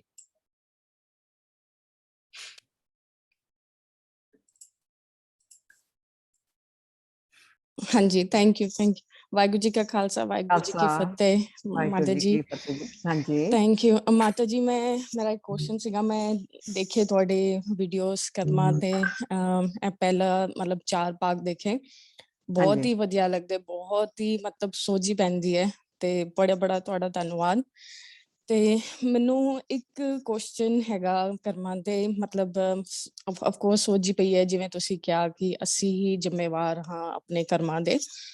ਤੇ ਇੱਕ ਤੁਕ ਮੈਨੂੰ ਗੁਰੂ ਗ੍ਰੰਥ ਸਾਹਿਬ ਜੀ ਤੇ ਮੈਂ ਪੜ੍ਹ ਰਹੀ ਸੀਗੀ, ਤੇ ਇੱਕ ਤੁਕ ਮੈਨੂੰ ਆਈ, ਤੇ ਉੱਥੇ ਮੈਂ ਥੋੜੀ ਜਿਹੀ ਕਨਫਿਊਜ਼ ਹੋਈ। ਮੈਂ ਉਹਦੇ ਤੇ ਪੁੱਛਣਾ ਚਾਹੁੰਦੀ ਹਾਂ ਤੁਹਾਨੂੰ, ਤੇ ਮੈਂ ਸ਼ਬਦ ਤੁਹਾਨੂੰ ਰੀਡ ਕਰਨੀ ਆ, ਤੇ ਥੋੜਾ ਜਿਹਾ ਮੈਨੂੰ ਥੋੜੀ ਜਿਹੀ ਚਾਨਣ ਪਾਓ ਪਲੀਜ਼। ਹਾਂਜੀ, ਤੇ ਤੁਕ ਹੈਗੀ ਹੈ, ਇਹ ਹੈਗੀ ਹੈ 736 ਅੰਗ ਤੇ। ਤੇ ਸੂਹੀ ਮਹਿਲਾ ਪੰਜਵਾਂ, ਕੀਤਾ ਕਰਨਾ ਸਰਬ ਰਜਾਈ, ਕਿਚ ਕੀਚੇ ਜੇ ਕਰ ਸਕੀਏ, ਆਪਣਾ ਕੀਤਾ ਕਿਛੂ ਨਾ ਹੋਵੇ, ਜਿਉ ਹਰ ਪਾਵੇ ਤਿਉ ਰੱਖੀਏ। ਮੇਰੇ ਹਰ ਜਿਉ ਸਭ ਕੋ ਤੇਰਾ ਵਸ, ਅਸਾ ਜੋ ਨਹੀਂ ਜੇ ਕਿਛ ਕਰ ਹਮ ਸਾਕੇ, ਜਿਉ ਪਾਵੇ ਤਿਵੇਂ ਬਖਸ਼ ਰਹਾਓ। ਤੇ ਅੱਜ ਅੱਗੇ ਹੈਗਾ, ਸਭ ਜਿਉ ਪਿੰਡ ਦਿਆ ਤੁਧ ਆਪੇ ਕਾਰੇ ਲਾਇਆ, ਜੇਹਾ ਤੂੰ ਹੁਕਮ ਕਰੇ ਤੇਹੇ ਕੋ ਕਰਮ ਕਮਾਵੇ, ਜੇਹਾ ਤੁਧ ਤੁਰ ਲਿਖਿਆ ਪਾਇਆ। ਤੇ ਇੱਥੇ ਮੈਨੂੰ ਸੀਗਾ ਜਿਵੇਂ ਤੁਕ ਵਿੱਚ ਹੈਗਾ ਕਿ ਜੇਹਾ ਤੂੰ ਹੁਕਮ ਕਰੇ ਤੇਹੇ ਕੋ ਕਰਮ ਕਮਾਵੇ। ਤੇ ਇਹ ਉਹਨਾਂ ਦੇ ਬਾਬਾ ਜੀ ਦੇ ਹੁਕਮ ਦੇ ਅਨੁਸਾਰ ਅਸੀਂ ਕਰਮ ਕਰ ਰਹੇ ਹਾਂ, ਜਾਂ ਸਾਡੀ ਕੋਈ ਵਿਲ ਵੀ ਹੈਗੀ? ਮੈਨੂੰ ਇੱਥੇ ਥੋੜਾ ਜਿਹਾ ਕਨਫਿਊਜ਼ਨ ਸੀਗੀ। ਦੇਖੋ ਇਹਦੇ ਵਿੱਚ ਕੀ ਹੈ, ਫ੍ਰੀ ਵਿਲ ਅਸੀਂ ਲੈ ਕੇ ਹੀ ਆਉਂਦੇ ਹਾਂ। ਹਾਂਜੀ, ਪਿਛਲੇ ਸਾਡੇ 3 ਤਰ੍ਹਾਂ ਦੇ ਕਰਮ ਹੁੰਦੇ ਨੇ ਨਾ। ਇੱਕ ਹੁੰਦੇ ਨੇ ਕਿਰਿਆਮਾਨ ਕਰਮ, ਜਿਹੜੇ ਅਸੀਂ ਪ੍ਰੈਜ਼ੈਂਟ ਵਿੱਚ ਕਰ ਰਹੇ ਹਾਂ। ਫਿਰ ਇਹਦੇ ਜਿਹੜੇ ਸਟੋਰ ਹੋਈ ਜਾ ਰਹੇ ਨੇ ਉਹ ਸੰਚਿਤ ਕਰਮ ਨੇ। ਸੰਚਿਤ ਕਰਮਾਂ ਹਾਂਜੀ ਦੇ ਵਿੱਚੋਂ ਜਿਹੜਾ ਸਾਨੂੰ ਫਲ ਲਿਖ ਕੇ ਦੇ ਦਿੱਤਾ ਜਾਂਦਾ ਉਹਨੂੰ ਪ੍ਰਾਲਬਧ ਕਰਮ ਕਹਿੰਦੇ ਨੇ। ਇੱਥੇ ਉਹ ਹਾਂਜੀ ਪ੍ਰਾਲਬਧ ਕਰਮਾਂ ਦੀ ਜਿਹੜੀ ਗੱਲ ਹੈ, ਕਿਉਂਕਿ ਹਾਂਜੀ ਪ੍ਰਾਲਬਧ ਕਰਮਾਂ ਦੇ ਨਾਲ ਸਾਨੂੰ ਹੁਕਮ ਹੋ ਗਿਆ, ਇਸ ਮਾਤਾ ਪਿਤਾ ਦੇ ਘਰ ਵਿੱਚ ਤੂੰ ਜਨਮ ਲੈਣਾ, ਇਹ ਤੈਨੂੰ ਪਤੀ ਮਿਲੇਗਾ, ਇਹ ਪਤਨੀ ਮਿਲਣਗੇ, ਇਹ ਬੱਚੇ ਮਿਲਣਗੇ। ਹਾਂਜੀ ਤੇ ਉਹ ਪ੍ਰਾਲਬਧ ਕਰਮਾਂ ਦਾ ਇੱਥੇ ਜਿਹੜਾ ਸਿਧਾਂਤ ਆ ਗਿਆ ਵੀ ਜੇ ਹੁਣ ਤੇਰਾ ਹੁਕਮ ਆ ਉਹੀ ਫਿਰ ਹੋਏਗਾ। ਹੁਣ ਤੈਨੂੰ ਇਹ ਮਾਂ ਮਿਲੇਗੀ, ਇਹ ਪਿਓ ਮਿਲੇਗਾ, ਇਹ ਜੀਵਨ ਦੇ ਵਿੱਚ ਇਹਨੇ ਡਾਕਟਰ ਬਣ ਜਾਣਾ, ਇਹਨੇ ਇੰਜੀਨੀਅਰ ਬਣ ਜਾਣਾ, ਇਹਨੇ ਉਹ ਬਣ ਜਾਣਾ। ਪਰ ਉਹਦੇ ਹਾਂਜੀ ਵਿੱਚ ਵੀ ਪ੍ਰੈਜ਼ੈਂਟ ਦੇ ਵਿੱਚ, ਜੀਵਨ ਦੇ ਵਿੱਚ ਫਿਰ ਸਾਨੂੰ ਕਰਮ ਹਾਂਜੀ ਕਰਨ ਦੀ ਫ੍ਰੀ ਵਿਲ ਹੈ। ਅੱਛਾ ਜੀ ਹਾਂਜੀ ਸਾਡੇ ਕੋਲ ਫਲ ਤਾਂ ਆ ਗਿਆ ਕਰਮਾਂ ਦਾ, ਰਾਈਟ? ਉਹਦੇ ਹਾਂਜੀ ਵਿੱਚ ਸਾਡੀ ਫ੍ਰੀ ਵਿਲ ਹੈ, ਉਹਨੂੰ ਲੈਂਦੇ ਅਸੀਂ ਕਿਸ ਤਰ੍ਹਾਂ ਆ। ਇੱਕ ਅਸੀਂ ਹਾਂਜੀ ਦੁਖੀ ਹੋਏ ਗਏ, ਇੱਕ ਉਹਦਾ ਹੁਕਮ ਸਮਝ ਕੇ ਵੀ ਮੇਰੇ ਹੀ ਕਰਮਾਂ ਦਾ, ਉਹਦੇ ਹੁਕਮ ਅਨੁਸਾਰ ਫਲ ਆ ਗਿਆ, ਆਇਆ ਮੇਰੇ ਹਾਂਜੀ ਹੀ ਕਰਮਾਂ ਦਾ, ਬੀਜ ਮੈਂ ਹਾਂਜੀ ਬੀਜੇ ਸੀ। ਕਿਉਂਕਿ ਹਾਂਜੀ ਗੁਰਬਾਣੀ ਨੇ ਸਿਧਾਂਤ ਦਿੱਤਾ, ਜਿਹਾ ਬੀਜੈ ਸੋ ਲੁਣੇ, ਸੋਲਣਾ ਮੱਥੇ ਜੋ ਲਿਖਿਆ। ਬੀਜਣ ਦਾ ਹਾਂਜੀ ਸਿਧਾਂਤ ਦੇ ਦਿੱਤਾ ਗੁਰੂ ਨਾਨਕ ਦੇਵ ਜੀ ਨੇ। ਸੋ ਹਾਂਜੀ ਉਹ ਜਿਹੜਾ ਪ੍ਰਾਲਬਧ ਕਰਮ ਹੈ, ਉਹਦੇ ਹੁਕਮ ਵਿੱਚ ਮੈਨੂੰ ਇਹ ਜਿਹੜਾ ਫਲ ਮਿਲ ਗਿਆ, ਇਹ ਚ ਅਸੀਂ ਹੁਣ ਕੁਝ ਨਹੀਂ ਕਰ ਸਕਦੇ। ਨਾ ਮਾਂ ਬਦਲ ਅੱਛਾ ਸਕਦੇ, ਜੀ ਨਾ ਪਿਓ, ਨਾ ਭਰਾ, ਨਾ ਭੈਣ, ਨਾ ਹਾਂਜੀ ਜਿਹੋ ਹਾਂਜੀ ਜਿਹਾ, ਉਹ ਨਹੀਂ ਅਸੀਂ ਬਦਲ ਸਕਦੇ। ਉਹਦੇ ਹੁਕਮ ਵਿੱਚ ਹੀ ਜਿਹੜਾ ਉਹ ਸਾਡੇ ਕੋਲ ਆ ਗਿਆ। ਪਰ ਅੱਛਾ ਜੀ ਹਾਂਜੀ ਫਿਰ ਸਾਨੂੰ ਫ੍ਰੀ ਮਿਲਿਆ। ਇਸੇ ਕਰਕੇ ਤਾਂ ਗੁਰੂ ਮਹਾਰਾਜ ਨੇ ਕਿਹਾ, ਚੰਗਿਆਈਆਂ ਬੁਰਾਈਆਂ ਵਾਚੇ ਧਰਮ ਅਦੂਰ, ਵੀ ਹਾਂਜੀ ਤੇਰੀਆਂ ਚੰਗਿਆਈਆਂ ਬੁਰਾਈਆਂ ਜਿਹੜੀਆਂ ਦੇਖੀਆਂ ਜਾਣੀਆਂ ਨੇ। ਸੋ ਹਾਂਜੀ ਕਰਮੀ ਆਪੋ ਆਪਣੀ ਕੇ ਨੇੜੇ ਕੇ ਦੂਰ, ਤੇਰੇ ਕਰਮਾਂ ਦੇ ਕਾਰਨ ਤੂੰ ਪਰਮਾਤਮਾ ਤੋਂ ਦੂਰ ਹੈ ਜਾਂ ਨੇੜੇ ਹੈ। ਕਰਮਾਂ ਦਾ ਹਾਂਜੀ ਬੀਜਣ ਦਾ ਫਿਰ ਸਿਧਾਂਤ ਨਾਲ ਹੀ ਕੰਮ ਕਰੇਗਾ। ਠੀਕ ਹੈ ਜੀ ਠੀਕ ਹਾਂਜੀ ਹੈ। ਥੈਂਕ ਯੂ ਮਾਤਾ ਜੀ ਹਾਂਜੀ ਗੁਰਮੀਤ ਜੀ, ਤੁਸੀਂ ਪੁੱਛਣਾ ਚਾਹੁੰਦੇ ਹੋ? ਹਾਂਜੀ ਮਾਤਾ ਜੀ, ਮੈਂ ਪੁੱਛਣਾ ਚਾਹਨੀ ਹਾਂ ਕਿ ਪਹਿਲਾਂ ਤਾਂ ਹਾਂਜੀ ਬਹੁਤ ਥੈਂਕ ਯੂ। ਮੈਂ ਤੁਹਾਨੂੰ ਸਾਰਾ ਦਿਨ ਆਪਣੇ ਕੰਪਿਊਟਰ ਤੇ ਕੰਮ ਕਰਦੇ ਕਰਦੇ ਨਾਲ ਸੁਣਦੀ ਹਾਂ, ਐਂਡ ਤੁਹਾਡੀਆਂ ਗੱਲਾਂ ਦਾ ਇੰਨਾ ਜ਼ਿਆਦਾ ਅਸਰ ਹੁੰਦਾ, ਮਤਲਬ ਉਹ ਲਾਈਫ ਵਿੱਚ ਮਿਰੈਕਲਸ ਹੋ ਰਹੇ ਆ, ਬਲੈਸਿੰਗਸ ਹੋ ਰਹੀ ਆ, ਜਿਹੜੀਆਂ ਤੁਸੀਂ ਕਹਿੰਦੇ ਹੋ ਦਸਵੰਧ ਕੱਢੋ। ਸੋ ਹਾਂਜੀ ਟਾਈਮ ਸ਼ੁਕਰਾਨਾ ਹੀ ਰਹਿੰਦਾ ਪਰਮਾਤਮਾ ਦਾ। ਹਾਂਜੀ ਓਨਲੀ ਬਸ ਪਾਠ ਜਿਹੜਾ ਸਵੇਰੇ ਇੱਕ ਵਾਰੀ ਜਪਜੀ ਸਾਹਿਬ ਦਾ ਹੀ ਪਾਠ ਕਰ ਪਾਉਣੀ ਆ। ਪਹਿਲਾਂ ਲਾਈਕ ਜਦੋਂ ਅਨਮੈਰਿਡ ਸੀ, ਉਦੋਂ ਸੁਖਮਨੀ ਸਾਹਿਬ ਦਾ ਵੀ ਕਰੀਦਾ ਸੀ, ਜਾਪ ਸਾਹਿਬ ਦਾ ਵੀ ਕਰੀਦਾ ਸੀ। ਹੁਣ ਮਤਲਬ ਸਾਹਿਬ ਦਾ ਵੀ ਇੱਕ ਤਰ੍ਹਾਂ ਇਸ ਤਰ੍ਹਾਂ ਕਰੀਦਾ ਵੀ ਨਹੀਂ ਕਰਨਾ ਆ, ਪਰ ਮਨ ਨਹੀਂ ਲੱਗਦਾ। ਪਰ ਉਦਾਂ ਜੇ ਮੈਂ ਕੀਰਤਨ ਸੁਣਾ ਸਾਰਾ ਦਿਨ, ਬਾਣੀ ਕਥਾ ਸੁਣਾ, ਉਹ ਸੁਣਦੀ ਆ, ਪਰ ਪਾਠ ਕਰਦੇ ਕਰਦੇ ਪਾਠ ਨਹੀਂ ਲੱਗਦਾ। ਮਤਲਬ ਇੱਕ ਡਿਊਟੀ ਸਮਝ ਕੇ ਮੈਂ ਕਰਦੀ ਹਾਂ, ਤੁਹਾਨੂੰ ਸੱਚ ਦੱਸਾਂ ਮੈਂ ਵੀ ਇਹ ਮੈਂ ਕਰਨਾ। ਉਹਦੇ ਵਿੱਚ ਕਿਸ ਤਰ੍ਹਾਂ ਕਰ ਸਕਦੇ ਆ ਆਪਾਂ? ਅੱਛਾ, ਜਦੋਂ ਕੀਰਤਨ ਸੁਣਦੇ ਹੋ ਮਨ ਜੁੜਦਾ ਹੈ?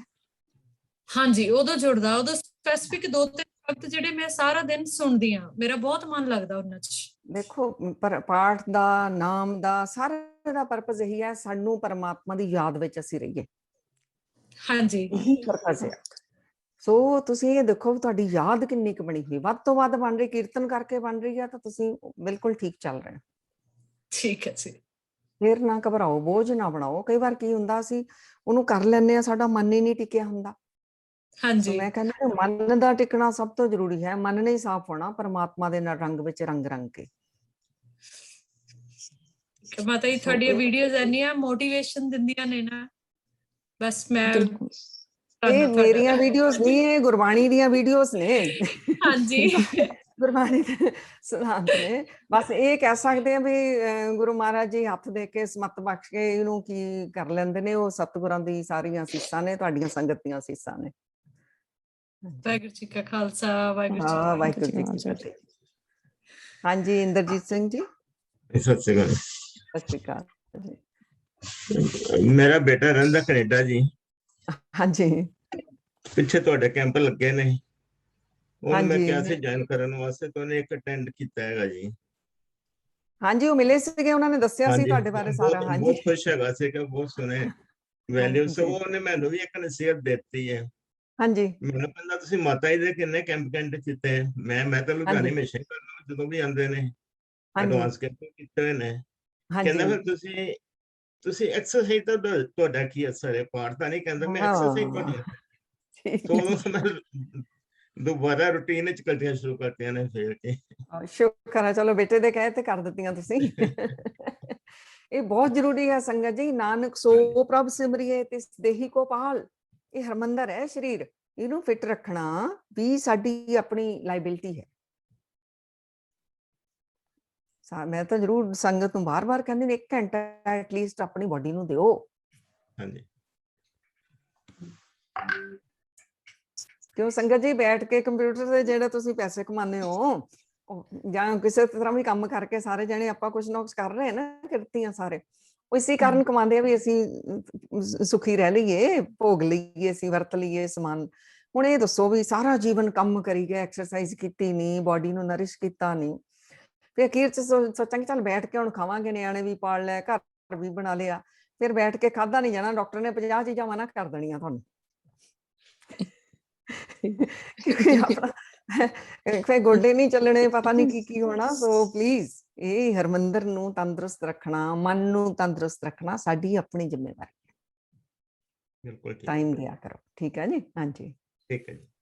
ਹਾਂਜੀ, ਇੱਕ ਕੁਐਸਚਨ ਹੈ ਮਾਤਾ ਜੀ ਕਮੈਂਟਸ ਦੇ ਵਿੱਚ ਆਇਆ ਕਿ ਅਸੀਂ ਆਪਣੇ ਬੈਡ ਕਰਮ ਨੂੰ ਕੱਟ ਸਕਦੇ ਹਾਂ ਵਿਦ ਹੈਲਪ ਆਫ ਗੁਰਬਾਣੀ। ਕਿਵੇਂ ਬੈਡ ਕਰਮਾਂ ਦਾ ਇਫੈਕਟ ਕਿਵੇਂ ਰਿਡਿਊਸ ਕਰਨਾ ਹੈ?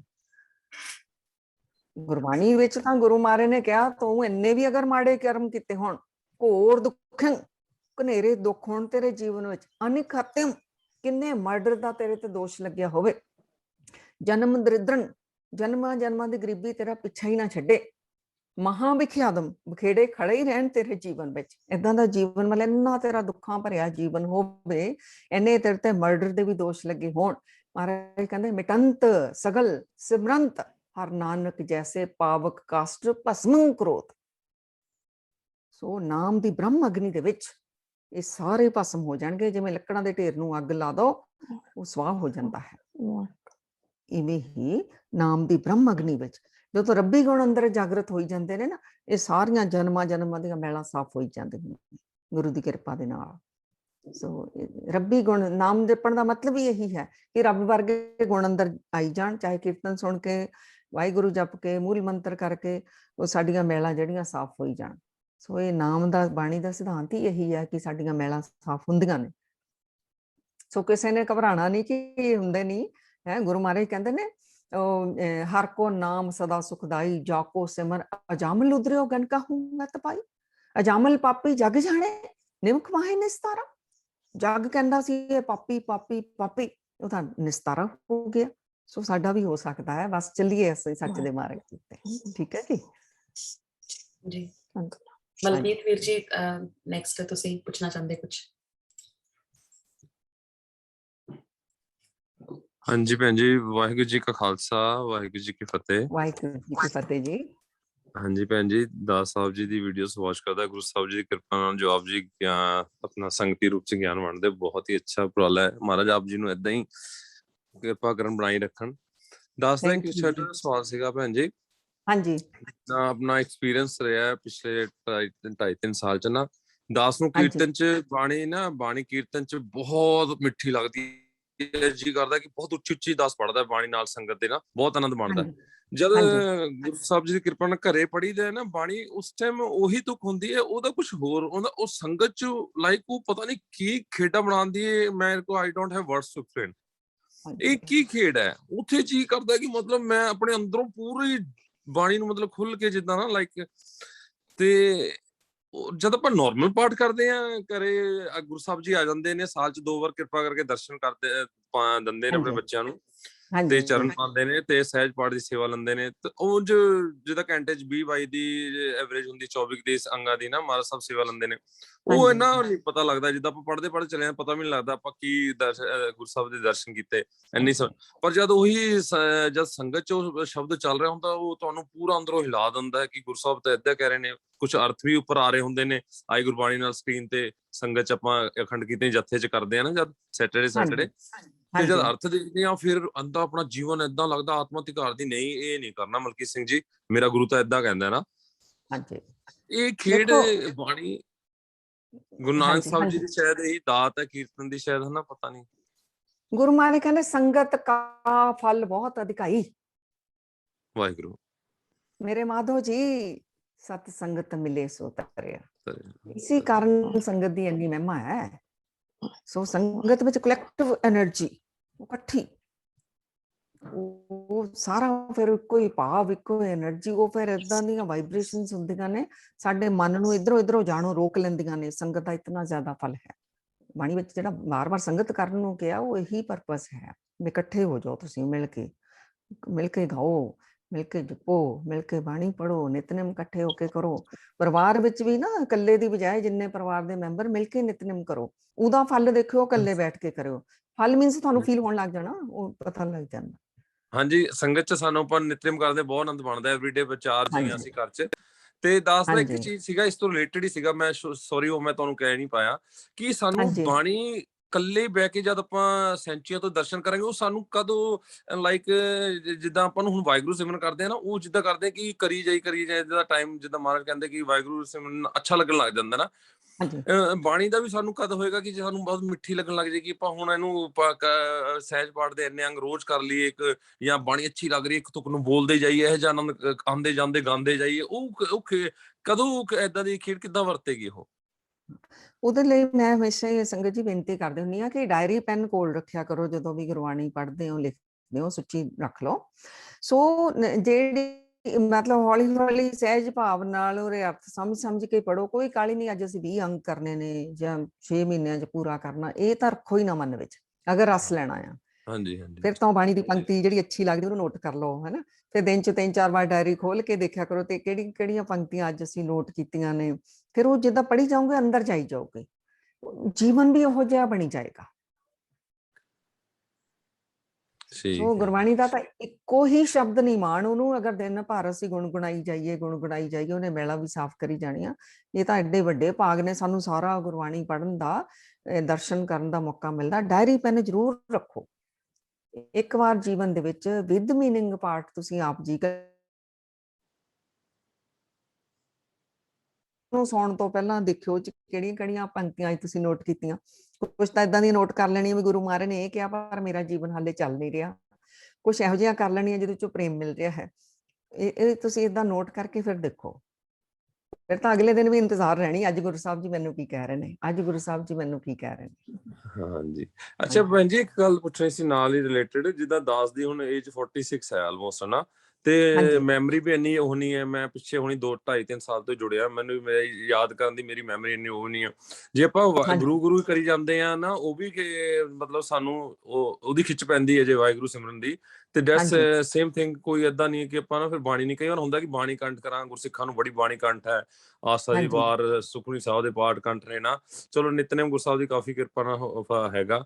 ਬਾਕੀ ਹੋਰ ਕਈ ਬਾਣੀ ਜੀ ਕਰਦਾ ਕੰਠ ਕਰੀਏ, ਛੋਟੀ ਤੁਕਾਂ ਕਰੀਏ ਨਾ, ਜਿੱਦਾਂ ਸੁਖਮਨੀ ਸਾਹਿਬ ਚ ਕਈ ਤੁਕਾਂ ਆਉਂਦੀਆਂ, ਸਤਿਗੁਰ ਸਿੱਖ ਕੀ ਕਰੇ ਪ੍ਰਤਿਪਾਲ ਸੇਵਕੋ ਗੁਰ ਸਦਾ ਦਿਆਲ, ਕਰਨ ਦਾ ਜੀ ਕਰਦਾ ਬਹੁਤ, ਏਦਾਂ ਜੀ ਕਰਦਾ, ਅਰਦਾਸਾਂ ਕਰਦੇ ਮਹਾਰਾਜ ਸਾਨੂੰ। ਪਰ ਜੇ ਨਹੀਂ ਹੋ ਪਾਉਂਦੀ ਫਿਰ ਆਪਾਂ ਵਾਹਿਗੁਰੂ ਸਿਮਰਨ ਜੇ ਲੈ ਕੇ ਚੱਲੇ ਜਾਈਏ ਜਿੱਦਾਂ, ਹਨਾ, ਉਹ ਵੀ ਫਿਰ ਠੀਕ ਹੈ। ਗੁਰੂ ਸਾਹਿਬ ਦੀ ਇੱਕ ਹੀ ਗੱਲ ਹੈ, ਹਨਾ। ਨਹੀਂ, ਥੋੜੇ ਸ਼ਬਦ, ਥੋੜੀਆਂ ਪੰਕਤੀਆਂ ਉਹ ਜ਼ਰੂਰ ਯਾਦ ਕਰ ਲਓ, ਉਹਦਾ ਫਿਰ ਹੋਰ ਰਸ ਬਣਦਾ ਨਾ। ਇਹ ਮੰਨਿਆ ਨਾ, ਇਹਦੇ ਮੂਡ ਬਹੁਤ ਚੇਂਜ ਹੁੰਦਾ ਰਹਿੰਦਾ, ਇਹ ਰਸ ਵੀ ਮੰਗਦਾ। ਅੱਛਾ, ਸਤਿ ਫਿਰ ਕਦੀ ਗੁਰਬਾਣੀ ਦੀ 2 ਪੰਕਤੀਆਂ ਹੀ ਗੁਣਗੁਣਾ ਲਈਆਂ ਵੀ ਸਤਿਗੁਰ ਸਿੱਖ ਕੀ ਕਰੇ ਪ੍ਰਤਿਪਾਲ, ਕਿਤੇ ਬਹੁਤ ਜਗ੍ਹਾ ਲੋੜ ਲੱਗਦੀ, ਹੁਣ ਸਤਿਗੁਰ ਦੀ ਲੋੜ ਆ ਸਾਨੂੰ, ਉਦੋਂ ਫਿਰ ਏਦਾਂ ਵਾਹਿਗੁਰੂ ਉਹ ਫਿਰ ਇਹ ਜ਼ਰੂਰੀ ਆ, 2-2 ਪੰਕਤੀਆਂ ਕਰ ਲਓ, ਜ਼ਰੂਰੀ ਨਹੀਂ ਪੂਰੀ ਅਸ਼ਟਪਦੀ ਕਰਨੀ ਆ। ਮਤਲਬ ਉਦੋਂ ਫਿਰ ਨਾਲ ਉਹ ਸਹਾਈ ਹੁੰਦੇ, ਸਾਡਾ ਫਿਰ ਰੂਹ ਜਿਹੜੀ ਆ ਉਹ ਨਾਲ ਖਿੱਚਦੀ ਆ ਬਾਣੀ ਦੇ ਉਸ ਅਸਰ ਨੂੰ। ਇਸਦਾ ਮੈਂ ਸ਼ਬਦ ਸੁਣ ਰਿਹਾ ਸੀਗਾ, ਬੜਾ ਸੋਹਣਾ ਲੱਗਿਆ, ਪਿਆਰੇ ਹਰ ਬਿਨ ਪ੍ਰੇਮ ਨਾ ਖੇਲਸਾਂ। ਮਤਲਬ ਫਿਰ ਗੁਰੂ ਨੂੰ ਕਹਿੰਦਾ ਕਿ ਮੈਂ ਅਕਾਲ ਪੁਰਖ ਨੂੰ, ਮੈਨੂੰ ਗੁਰੂ ਨਾਲ ਮਿਲਾ ਨਾ, ਜਿਹੜਾ ਮੈਨੂੰ ਵਿਧ ਬਣਾਏਗਾ ਤੇਰੇ ਨਾਲ ਮਿਲਣ ਦੀ। ਨਹੀਂ, ਬਾਣੀ ਤਾਂ ਵਾਕਿਆ ਤੁਸੀਂ ਸਹੀ ਕਹਿ ਰਹੇ ਹੋ ਕਿ ਕੁਛ ਤੁਕਾਂ ਕਰਕੇ ਫਿਰ ਉਹਨੂੰ ਦਿਨ ਚ ਕੰਠ ਕਰੀ ਜਾਓ, ਫਿਰ ਆਨੰਦ ਜਾਇਆ, ਜਿੱਦਾਂ ਫਿਰ ਤੁਸੀਂ ਗੁਰੂ ਕਰੀ ਜਾਓ ਨਾਲ, ਹਨਾ। ਹਾਂਜੀ, ਸਤਿਵਚਨ ਭੈਣ ਜੀ, ਬਹੁਤ ਬਹੁਤ ਧੰਨਵਾਦ ਆਪ ਜੀ ਦਾ। ਗੁਰੂ ਸਾਹਿਬ ਜੀ ਨੂੰ ਲੰਬੀ ਉਮਰ ਬਖਸ਼ਣ ਭੈਣ ਜੀ। ਵਾਹਿਗੁਰੂ ਜੀ ਕਾ ਖਾਲਸਾ, ਵਾਹਿਗੁਰੂ ਜੀ ਕੀ ਫਤਿਹ। ਤੁਹਾਡੀਆਂ ਅਸੀਸਾਂ ਚ ਵੱਲ ਹੈ ਸੰਗਤ ਜੀ, ਇਹ ਬਹੁਤ ਵੱਡੀ ਚੀਜ਼ ਹੈ। ਹਾਂਜੀ, ਧੰਨਵਾਦ। ਠੀਕ ਹੈ ਜੀ ਸੰਗਤ ਜੀ। ਠੀਕ ਹੈ ਮਾਤਾ ਜੀ, ਬਹੁਤ ਬਹੁਤ ਧੰਨਵਾਦ ਸਾਰੀ ਸੰਗਤ ਦਾ ਵੀ ਤਹਿ ਦਿਲੋਂ ਧੰਨਵਾਦ ਜੀ। ਅਗਲਾ ਸੈਸ਼ਨ ਜਿਹੜਾ ਹੈ ਜੀ 26 ਸਤੰਬਰ ਨੂੰ, 26 ਸਤੰਬਰ ਸੰਡੇ ਨੂੰ ਹੀ ਹੋਏਗਾ ਜੀ। ਤੇ ਇੱਕ ਗਰੁੱਪ ਵੀ ਬਣਿਆ ਹੋਇਆ, WhatsApp ਤੇ ਵੀ ਬਣਿਆ ਹੋਇਆ, Facebook ਤੇ ਵੀ ਅਸੀਂ ਪਾਉਂਦੇ ਰਹਿੰਦੇ ਹਾਂ ਇਨਫੋਰਮੇਸ਼ਨ, ਤੇ ਗਰੁੱਪਸ ਤੇ ਕਾਫੀ ਕਰੀਦੀ ਹੈ। ਫਿਰ ਵੀ ਕਿਤੇ ਰਹਿ ਜਾਂਦਾ, ਤੁਸੀਂ ਅੱਗੇ ਫਰੈਂਡਸ ਨੂੰ ਵੀ ਕਰ ਸਕਦੇ ਹੋ ਜੀ, ਤੇ ਰਿਕਾਰਡਿੰਗ ਜਿਹੜੀ ਹੈ ਅਸੀਂ ਉਹ ਵੀ ਪਾ ਦੇਵਾਂਗੇ। ਮਾਤਾ ਜੀ ਬਹੁਤ ਬਹੁਤ ਤਹਿ ਦਿਲੋਂ ਧੰਨਵਾਦ, ਤੁਸੀਂ ਇਸ ਤਰ੍ਹਾਂ ਹੀ ਦਰਸ਼ਨ ਬਖਸ਼ਦੇ ਰਹੋ, ਸਾਨੂੰ ਅਸੀਸਾਂ ਬਖਸ਼ਦੇ ਰਹੋ। ਗੁਰਿੰਦਰ ਕੌਰ ਜੀ, ਤੁਹਾਡਾ, ਸਾਰੀਆਂ ਸੰਗਤਾਂ ਦਾ, ਕਾਫੀ ਸੰਗਤਾਂ ਤਾਂ ਉਹੀ ਨੇ ਜਿਨ੍ਹਾਂ ਦੇ ਕਿਸੇ ਦੇ ਅਸੀਂ ਗ੍ਰਹਿ ਵਿਖੇ ਰੁਕੇ ਹੋਏ ਆ, ਕਈ ਸੰਗਤਾਂ ਜਿਨ੍ਹਾਂ ਨੇ ਕੈਂਪ ਕੀਤੇ ਹੋਏ ਨੇ, ਸਾਰਿਆਂ ਦੇ ਦਰਸ਼ਨ ਹੋ ਰਹੇ ਨੇ, ਬੜਾ ਅੱਛਾ ਲੱਗ ਰਿਹਾ ਸੰਗਤ ਜੀ। ਬਹੁਤ ਬਹੁਤ ਸਾਰਿਆਂ ਦਾ ਧੰਨਵਾਦ। ਹੋਈਆਂ ਭੁੱਲਾਂ ਗਲਤੀਆਂ ਬਖਸ਼ ਦੇਣੀਆਂ ਜੀ। ਵਾਹਿਗੁਰੂ ਜੀ ਕਾ ਖਾਲਸਾ, ਵਾਹਿਗੁਰੂ ਜੀ ਕੀ ਫਤਿਹ। ਵਾਹਿਗੁਰੂ ਜੀ ਕਾ ਖਾਲਸਾ ਵਾਹਿਗੁਰੂ ਜੀ ਕੀ ਫਤਿਹ।